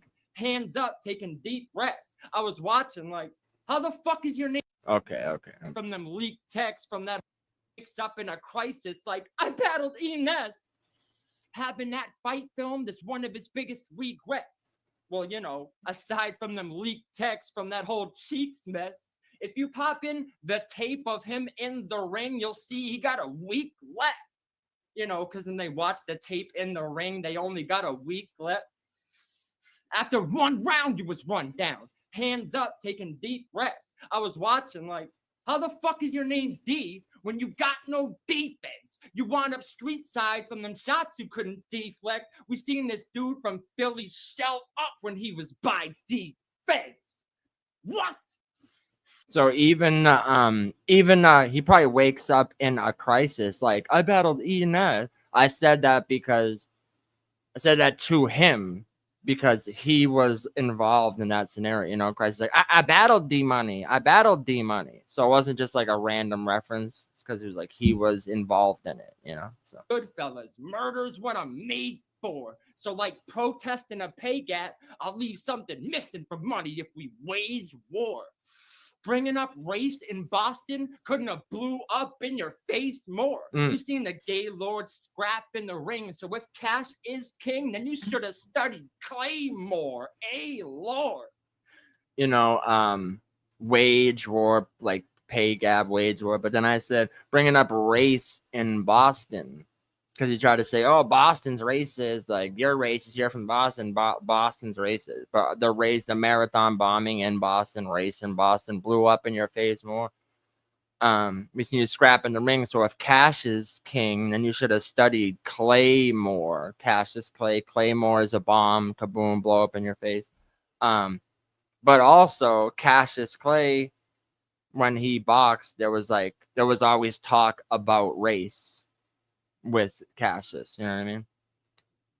So we check. Okay, this part. This is the part I wanted to play. Direct that deposit right here. More. Lord.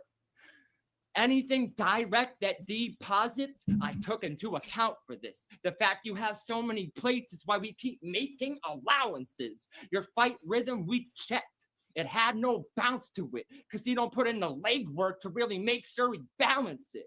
Maybe read a book on fundamentals because here's where the real power is. I said fun, balance, check, book, bounce. I got astounding wit. So how is it that money boxed but couldn't make a counterfeit? What? Eat 1,000. All right, bro. So I started that scheme out saying anything direct that deposits, I took into account for this. Basically saying, you know, like anyone else, they could have used the same wordplay. Oh, your name's Money. Like, yo, direct deposit, I took that into account. Like, no. I'm saying I knew he was gonna like diss my dead friends or my dead dad. Like I knew. So I was saying anything direct that deposits, like whatever personals he tries to use, I took into account for this. The fact you have so many plates is why we keep making allowances. You know, like you get an allowance for like washing dishes, plates, allowance, right? And I said people kept shooting him bail because he would have so many battles back to back that they'd be like, well, you know, his schedule right now. And I'm like, what are you talking about? So the fact there's so many plates, why we keep making allowances. Your fight rhythm, we checked. It had no bounce to it because you don't put in the leg work to really make sure he balanced it. Maybe read a book on fundamentals because here's where the real power is. No, I said fund, balance, check, book, bounce. I got astounding wit. So how is it that Money boxed but couldn't make a counterfeit? Like that's angling him on the fight he had, as well as starting and I was saying like, basically what I'm saying in the scheme is like, bro, I know you're going to get personal. I took that all into consideration. That's not going to be enough. They're shooting you bail because you've had a bunch of battles recently. But and like I said earlier, I go, bro, you fight like you battle. I go, you're fucking underprepared. You don't put in the leg work to make sure he balance it. Like I'm saying, you don't put enough time and effort in to really like prep for this shit. So instead of just being like, yo, how you name Money and you a counterfeit? Like, no. It's the word playing the punch, but it's the angle. It's the angle of you, the bot, you know, instead of like, yo, we saw you fighting and you were terrible. it's combining all of it together. The schemes, the punches, and the angle all in one. You know, like a coherent scheme with the angle in the subtext. You know, sometimes when you're scheming so well, people they overlook that it's like, no, this is the angle of attack is the whack ass boxing match. You know what I mean? The popping the tape of him in the ring, you'll see he got a weak left. Like, that's a crazy bar, but it's still like I'm still angling him on the boxing shit, you know?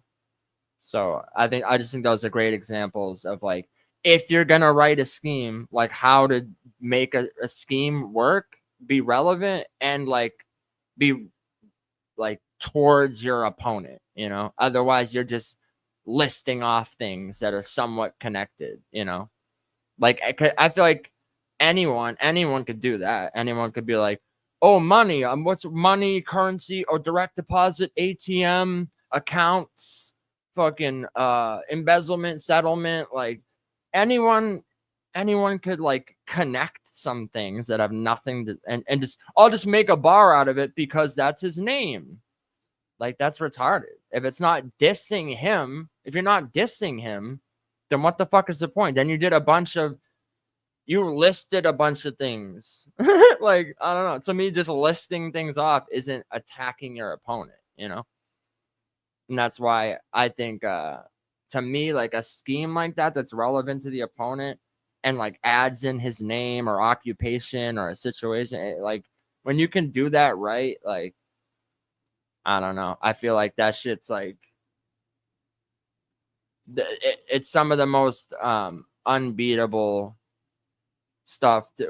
When someone like masters like scheming on an angle with and ending it in a punch like that, like I feel like that's like elite level shit right there. So you know, instead of just talking shit, I figured I would show you examples of it too. So all right, yo, 2 times said, can I send you a new song to play? Yeah. Do you have my Instagram? I'll send you a friend request right now. Maybe I'll just play something real quick as I do that, so we're not just sitting here. Oh, we have 420 subscribers, dude. 420. You know what time? You know what that means, dude? Go fucking light one. Go fucking light one up, kid. Go fucking light one up for 420 subs, kid. 421. Let's go. Here, I'll just play this real quick. Love, love, love. Oh, she's love. Sent from above. It's foreign. She's looking fine. How can I make her mine? She's coming right this way. Quick, hold up, think of something. I got feelings for you, I can't even ignore it. Give a fuck about you, yeah, you're very important. You don't pass noon and you still looking gorgeous. So we hit the bedroom while your homegirls are snoring. How could I explain all the words are in my brain? I guess I'll just say I want you, babe. How could I explain other girls on this insane? I guess I'll just say I want you, babe. Pull up, babe. Pull up on me. You can grab a few friends, meet me at the lobby. What the fuck party? Baby, chill, call the Uber, then we hit the backseat again. How could I explain all the words are in my brain? I guess I'll just say I want you, babe. How could I explain all the girls on this insane? I guess I'll just say I want you, babe. You're looking gorgeous in the moonlight. Get the R&B tracks, get the mood right. Yeah, all the love you're giving me is too nice. We gon' do it tonight. Everything we do, we gon' do right. Said welcome to your new life. So we gon' get so up. I put it to the side like a tow truck. Anybody plotting got the phone set. no need to rush. Slow bucks. I know I don't know much. Nah, you by my side, I'ma hold tough. Yeah. Life leaves your soul crushed. She picked me back up. I love her so much. All right. So just DM me. Okay, hold on. DM me. DM me. All right. All right. There we go. Accept primary. All right. You should be able to send me a link now.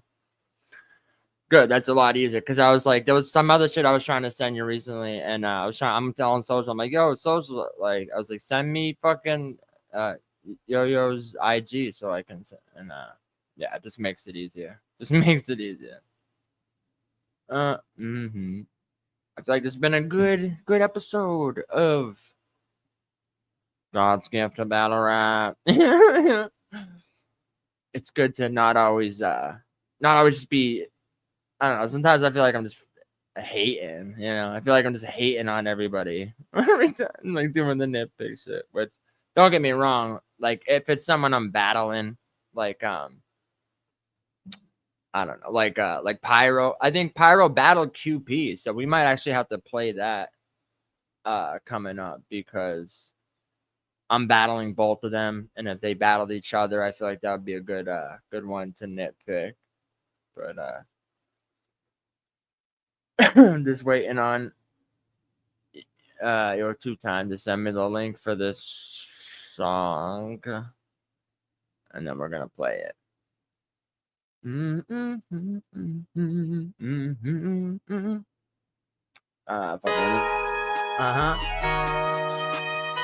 Yeah. Pickasso. Yo.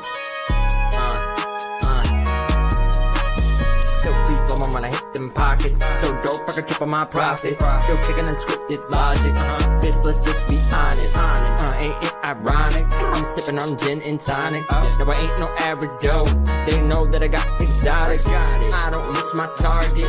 No, my shit so polished. I have sit downs with bosses. My drip don't have to force it. Bit Venom the Spider-Man. Damn, maximum carnage. My legacy won't be tarnished.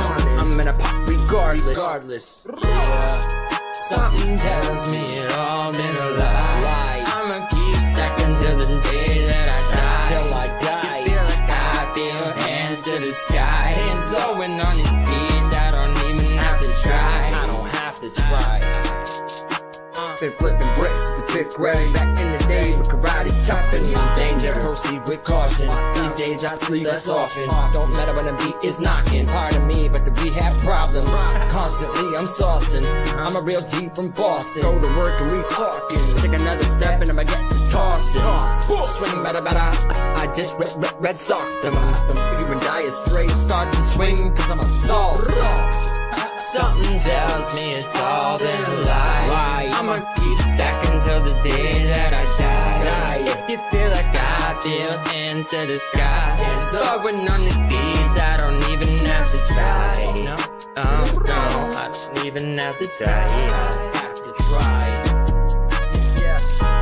Forever be floating and hitting in 3-wheel motion, up and down, roller coasting. Oh no, you gotta be joking. Constantly they prod and poking. It's God's wrath that I'm invoking. I feel like I was chosen. This shit is just an omen. Wanna play me? Ready, you smoking? You're gonna need unlimited tokens. I swear your hoes is bogus. These days I'm laser focused, but it's really feeling hopeless.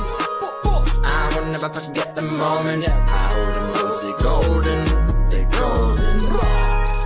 Something tells me it's all been a lie. I'ma keep stacking till the day that I die. Till I die. If you feel like I feel into the sky, but I'm hating on these days. I don't even have to try. I don't have to try. I don't even have to try. I don't have to try. Thank God I ain't got no kids. Do what I do to put food in the fridge. Please forgive me for my sins. I ain't trying to get locked for a bid. No, it is what it is. I'm pursuing my gift. No, I ain't gonna take no shit. We pumping out hit after hit. Double Pablo's is lit. Pickasso, Picante, murder the shit.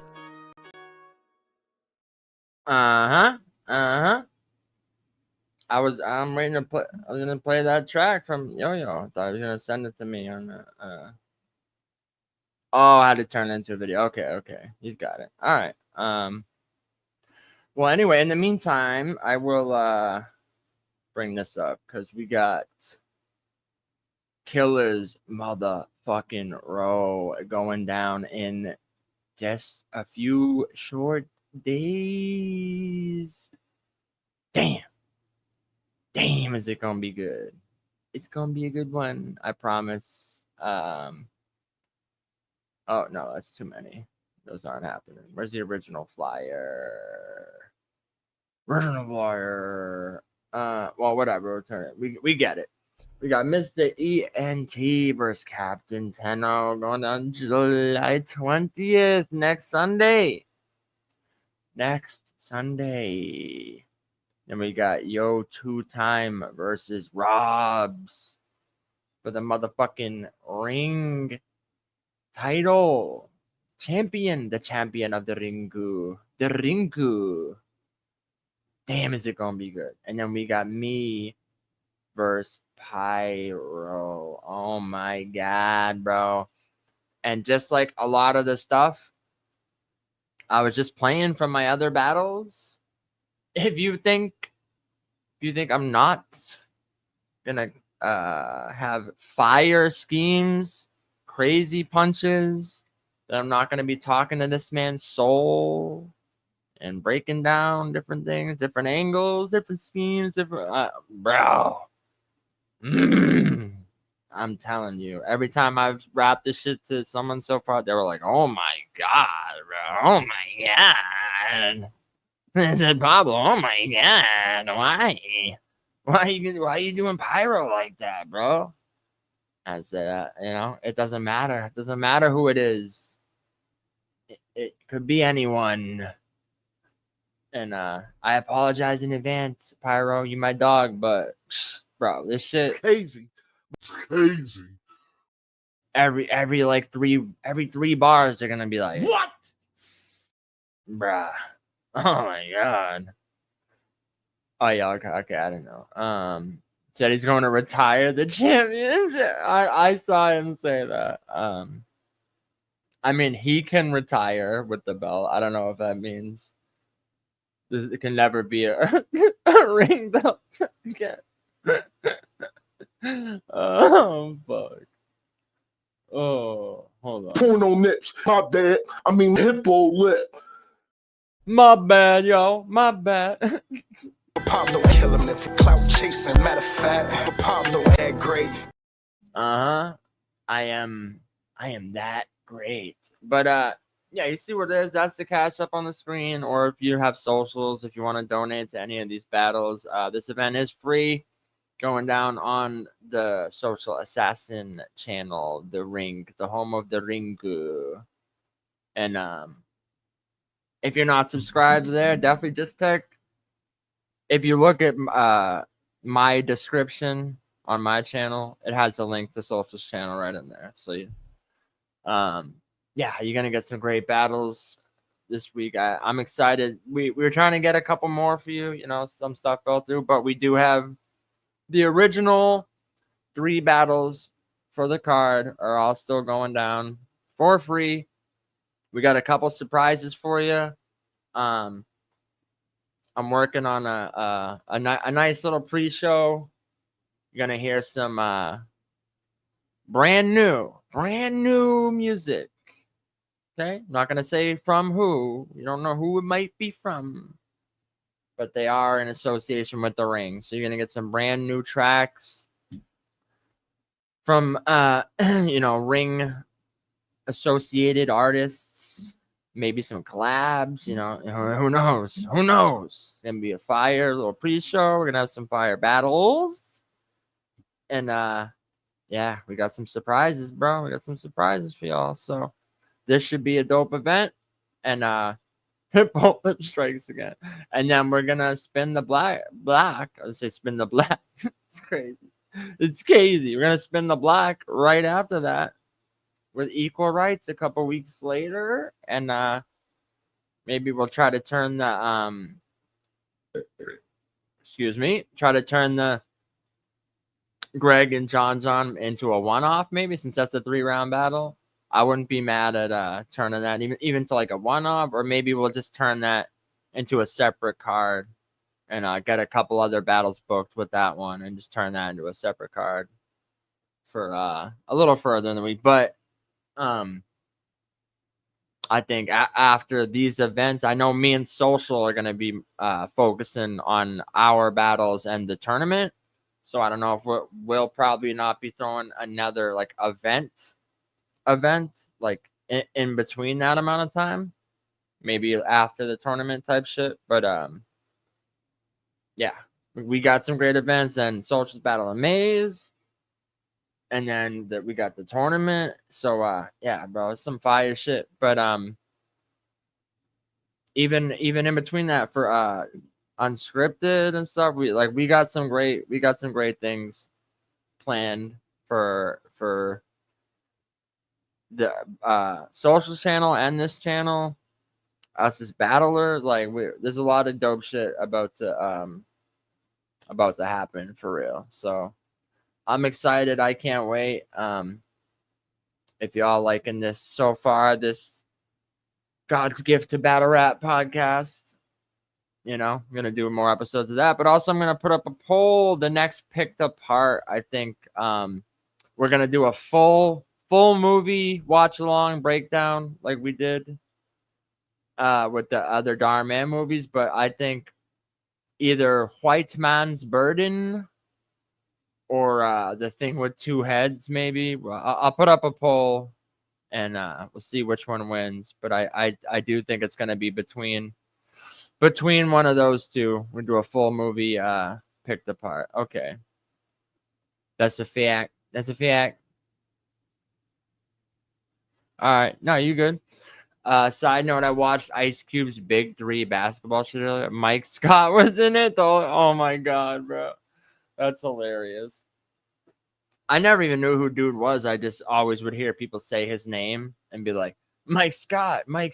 And I remember like Innovate in a battle, he was like something like, but it's like, yo, I'm hot, something, Mike Scott, Like I forget like why he even referenced him or something. Or I think he was like telling a battler, like he's like, you told Mike Scott not to pay me, dog, it's crazy. you know, Innovate that. You told Mike Scott not to pay me, dog, it's crazy.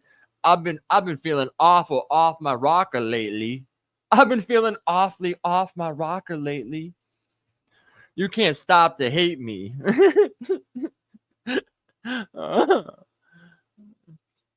Every clip I drop is KZ. Oh shit, it's the wrong one. that's the video. That's the video. I'm awfully off my rocker lately. Y'all want to hate me, but every fucking clip I drop is KZ. It's crazy. Oh shit, dog. Oh, shot from the launch. 500 or Mike Scott. Wow. All work and no play makes Jack a dull boy. So I'd actually speaking of Jack, I didn't see the face off. Once I heard Socials wasn't going to, I was busy doing something, so I wasn't able to watch it. But someone told me it's exactly what you'd expect it to be. So I was like, oh, okay. I don't know. I'm so busy with a bunch of shit. Like I don't know if I'm gonna have time to watch all the face-offs and shit. But we are gonna try to get some face-offs brewing for the Killers Road shit. I know Pyro's not gonna do one. That's fine. Because it would be even worse. It'd be even worse for him after he gets slaughtered. If he, talked all the shit leading up to it. So maybe it's better for Pyro not to do a face off or talk too crazy to Pablo for what's about to happen to that man. Find that man. Don't come back till you find that man. And, let's all pray. Let's all pray for Pyro. He's a good guy, but it is what it is, man. Zach can only be one. There can only be one elitist. Okay? The writing Nazi. Pablo, the writing Nazi, God's gifts to Battlerap. Says no. Says no pyro. De Niro. Too many rows. Too many rows, your boats. Way too many rows. Way too many rows. Like, we need to trim down the aisles. There's way too many rows. Okay? If you appreciate Pablo Picasso's God's Guide to Battlerap podcast with Pablo Picasso's, you can hit the like button. You can send cash apps to screen on record. You can press other button to subscribe. You can press like button. Just don't press report button, okay? Call me what you will, just don't call me late for dinner. You can hit like or dislike as long as you don't hit the report button. Oh, fuck, yo. But, yeah, that should be dope. We have some great battles coming up. And, so I'm just waiting for Yo-Yo to send me this.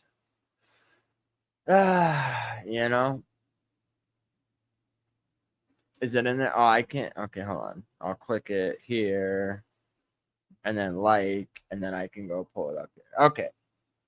We got it. We got it. We go to watch history. Let's go. This is called Infinity and Beyond. Yo, you're Buzz Light. Mine's Infinity and Beyond. No, I feel you. I got it. I got it right here. Okay, we're gonna play this track from Yo-Yo and Trado. Let's go. And what does it say? Lex Luger and Metro Boomin. Let's go. Yeah. Two-time Trado. Yeah.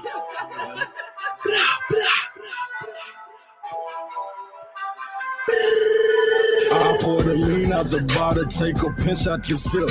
I'm on codeine and my doctor wrote a script, it's legit. She aquafina, she water skinny dip in the bitch. Danny's cause amnesia, I promise, damn how quick we forget. Got cinnamon on her lips, bubble gum on her tongue. MDMA frosted flakes, candy crushing the crumb. FedEx just up from LA, Cali boy from the plug. I'm dirty D, I certainly my shit be muddy as fuck. Run on my bitch like Pocahontas. Rolling my wrist, I'ma go the honors. No, I won't quit, got a smoking problem. 50 shades of gray, I torture bodies. I treat your bitch like a porta potty. Say she ain't gay, but she borderline. I lay it down with your horizontal. Dope in the needle like porcupine. I'm on the weed with the hash. She catches seeds on his ass. I got the 3 milligrams. They green like meteor man. At the airport with a carry-on. Some shit is illegal to have. These nigga broke, I'ma hit them up when I need a reason to laugh. The Molly water got a collar like Pookie, the bitch say she needed it bad. Oh, hurt, I'm immediately mad. Cut her off, that bitch bleeding too bad. She been with the KFC in the kitchen, the bitch need to sing in the cast. Steve Irwin, Joker Cat, and they looking like, what type of creature is that? Swipe a swipe, I take her off, yeah, then break her off. She was made in Asia, dog, foreign facing now. I could never save her now, make the angel fall. Freed away a baby dog, she go way beyond. Infinity and beyond. Infinity and beyond, going way beyond. Infinity and beyond. Infinity and beyond, going way beyond. I pour the lean out the bottle, take a pinch out the zip. I'm on codeine and my doctor wrote a script, it's legit. She aquafina, she water skinny dip in the bitch. Danny's cause amnesia, I promise, damn how quick we forget. Got cinnamon on her lips, bubble gum on her tongue. MDMA frosted flakes, candy crushing the crumb. FedEx just up from LA, Cali boy from the plug. I'm dirty D, I certainly my shit be muddy as fuck. Yeah, I told him a brick and a half. Hey, little bitch, do the math. I told her come sit on my lap and get hit from the bag. Baby, you thick in a bitch, you build like a big body lad. This shit getting sad, these niggas can't get them no cash. Hey, I got a whole lot of money, my cup full of money, I'm serving you buddy. Junkie. These niggas fun, cause I fill the bag over 20. Hey, she give me head, she lay back, scrape over legs. I pull out, I'm busting her tongue. Yeah, I got the babies like Benjamin Button, I'm on the ground trapping, no Harriet Tubman. Fall out, bounce right back, I'm a hustle. Yeah, shut y'all back, that bitch got a bubble, her boyfriend a busted. You know I'm a bust if I up it. What's up? If it's up, I'ma up it and pull it. Yeah, hey, I'ma drop a little bag on his head. Shit might get ugly if he touch me. Yes, fuck him. He already said fuck me. Shit, I might fuck on assistant. Yeah, road dog Jesse James. I told her bitch suck it. Reach out and touch it. Yeah. Hey, man, say, man, look at her, man. That bitch ain't your bitch. You think she a bitch, man. She only your bitch right now, man. She everybody bitch, man. Hold it down. P.O.P. hold it down. Bitch, I'ma hold you down underwater until you drown, man. She big dog. Yo, 2 times, man. Trader, what's happening? B4B shit. Suck my dick, fuck the other side shit.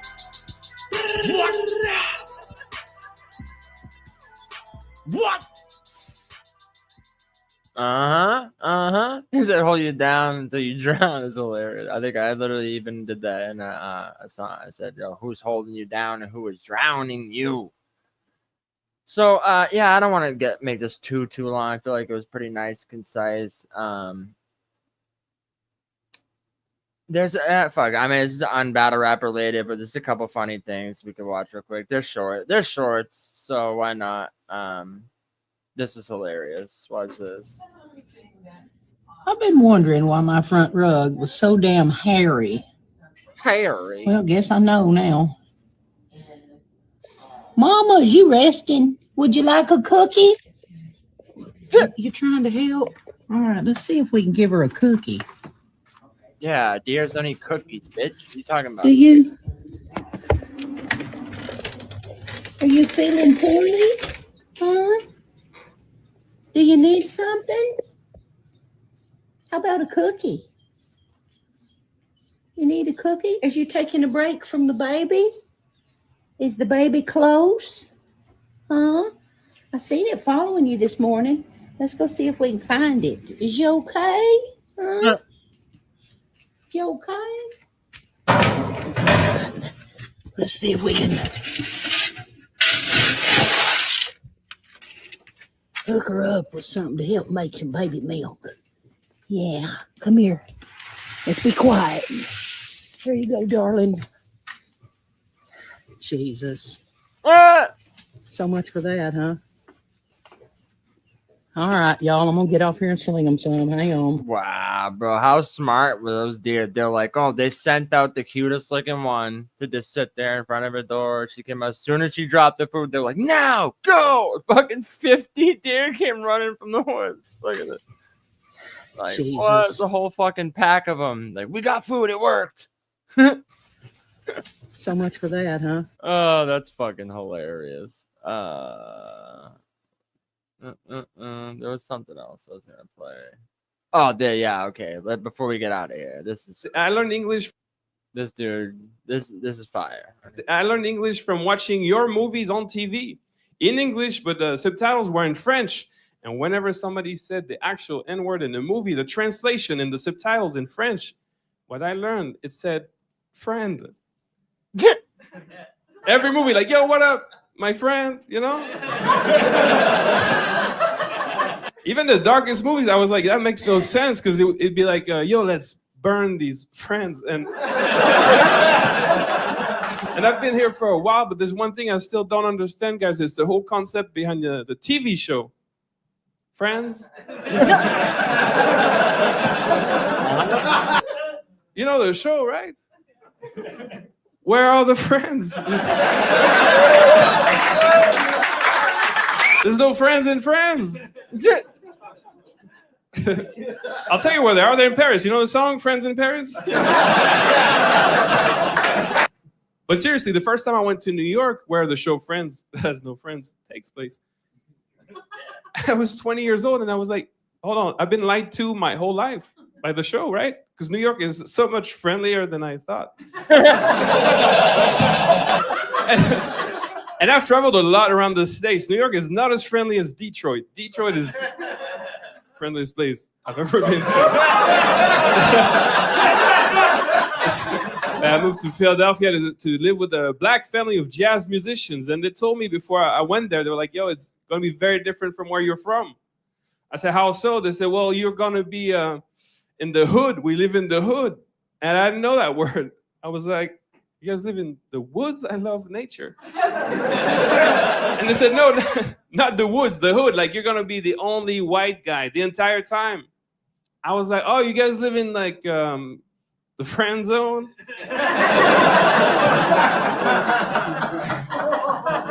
And everybody there called me their N-word, but I thought they were misgendering me the whole time.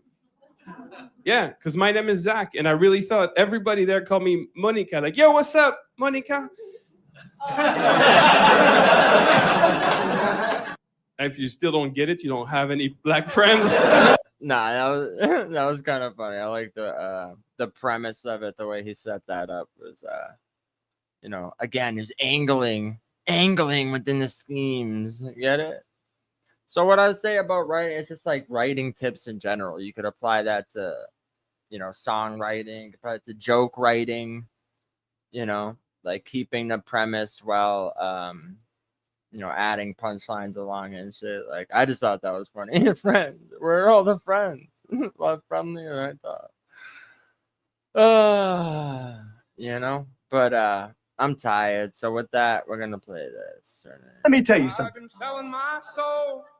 Every morning when I wake up, I know it's not going to get any better until I go back to sleep again. So I get up, have my watered down Tang and still frozen Pop-Tart, get in my car with no upholstery, no gas, and 6 more payments to fight traffic just for the privilege of putting cheap shoes on the cloven hooves of people like you.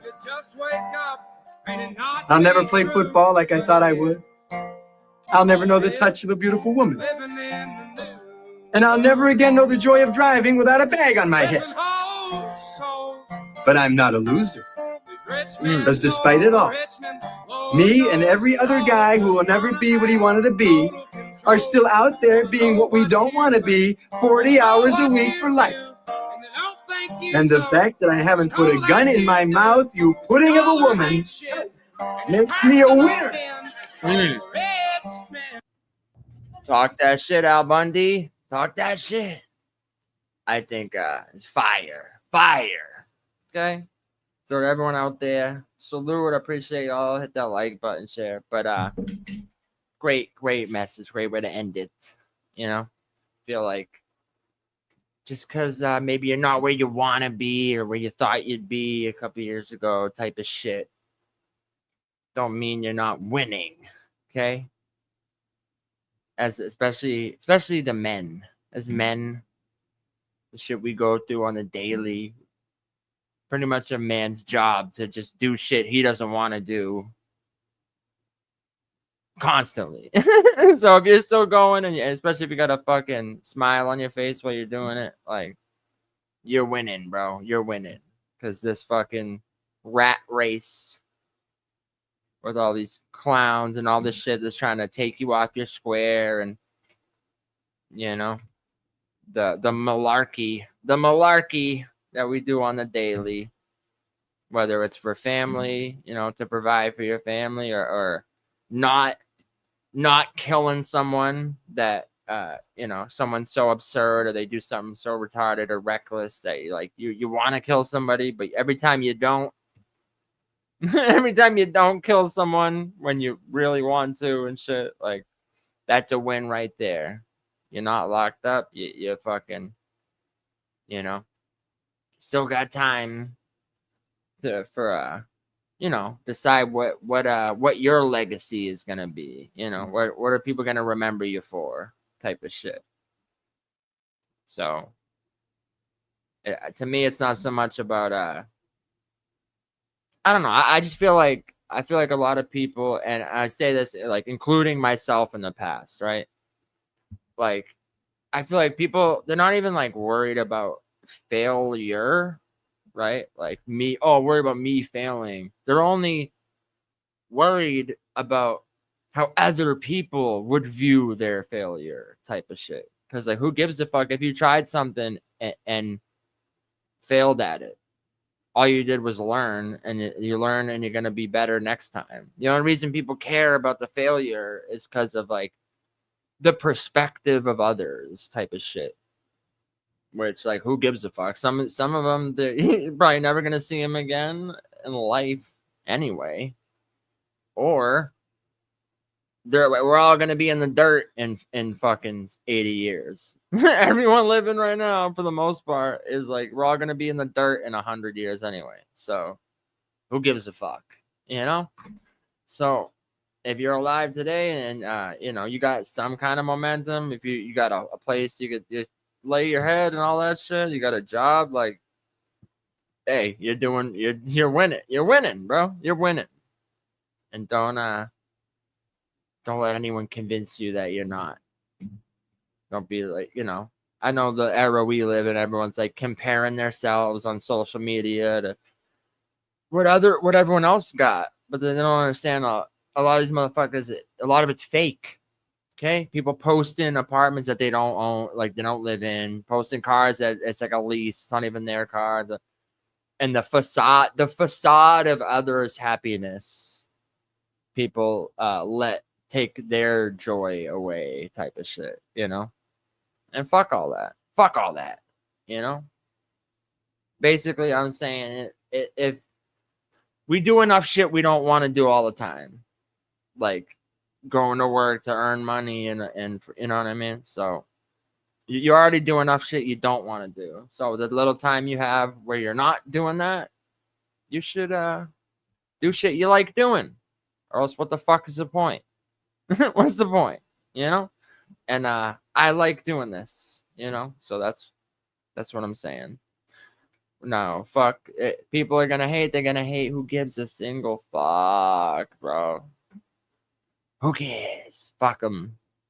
They don't know. It's God's gift to Battlerap, dude. Fucking Pablo. But I'm gonna go. You know, sometimes we need rest and recovery time. You know, and if you've been following the channel for a minute, you know I was going super hard for mad long, right? And if you ask me, absolutely deserve to be #1 Battlerap blogger this year. And you know what it is. Some people, they're never gonna give you all the credit you deserve, so that's fine. But I was burning myself out a little bit, and with the battles I had coming up, I said at the beginning of the year, I said this would be my last year being like super active as a battler. And I remember Adept said to me too, he's like, well, then I definitely want to get you a name before the end of the year then. And now I got one. I'm battling QP. I feel like everything worked out, everything's lining up. And I'm not saying I'm like gonna retire, I'll never battle again type shit, but definitely not the way I've been battling this year. Like the every month, every 3 weeks, some guy I got a battle right now. Like I definitely don't think I'm gonna be doing that after this. This run was basically just to put a cap on it all for me, like with how much I've done this shit. And I feel like I never got the full credit I deserved, so I figured might as well go on one like last run and show these motherfuckers that why I'm considered one of the God's gift about one of the goats in this shit. So yeah, you know, I feel like it's all coming to fruition, and so I'm just focusing a little more on those battles for now, and that's why I haven't been going live as much. But you know, sometimes we just need a little rest, and we'll be back at it with more. You know, we know what we do on this channel. All kinds of great content will continue to be brought to you by Pickasso, whether that's unscripted, whether that's over here, or whether that's the battles or music and shit. No, I'm not retiring. I'm not retiring. I didn't say I was gonna retire. I'm just saying after this year, I'm not battling every month and shit. You gotta think, like, for a while, and it was more so because like I had the same vision that other people had for what virtual could be, and you know, a lot of the exceptional like talent that like represents this shit the right way were kind of stepping away, you know. So there was like a whole time period where I'm not saying I'm the only one, but like I was one of the pillars that like kept this shit going and did it at an exceptional level every time, no matter what was going on in my personal life, no matter what, even when I had the flu and shit, like I still showed up and showed out every time because I knew I had the same vision of what virtual could be. And I feel like we're getting there now, man, with sponsors and the tournament and shit. Like, so that's all I really wanted to do, is just to help get the shit to where it could be. And shut up, I'm gonna fucking block you if you say that again. I'm not leaving shit. I'm just gonna fall back a little more after this year. It's still July. We still got the whole year. We got the tournament. I'm still probably gonna do another fucking 6 battles this year, you know, from July to December for sure. But I'm just saying, after that, I'm definitely gonna fall back a little, because to me, I just wanted to get the shit to where it should be, and I feel like all the work that everyone put in, you know. But I'm humbled to have taken a part in it and helping it get to where it should be, and to continue to do so with the tournament and everything, show that this can be like professional and you know, a legit sport that should be sponsored and should, you know. So yeah, I'm gonna continue to do that. I'm not saying I'm not retiring. I'm just saying after this year, like I'll do like a big card, a big match on like a big card. Yeah, I'll step out to battle type of shit. But I'm just saying I'm not gonna be battling every month like I am right now. You know, I'm not saying I'll never battle again. I'm just saying I'm gonna fall back probably a little more after this year and focus a little more on not only my music but like stuff behind the scenes, like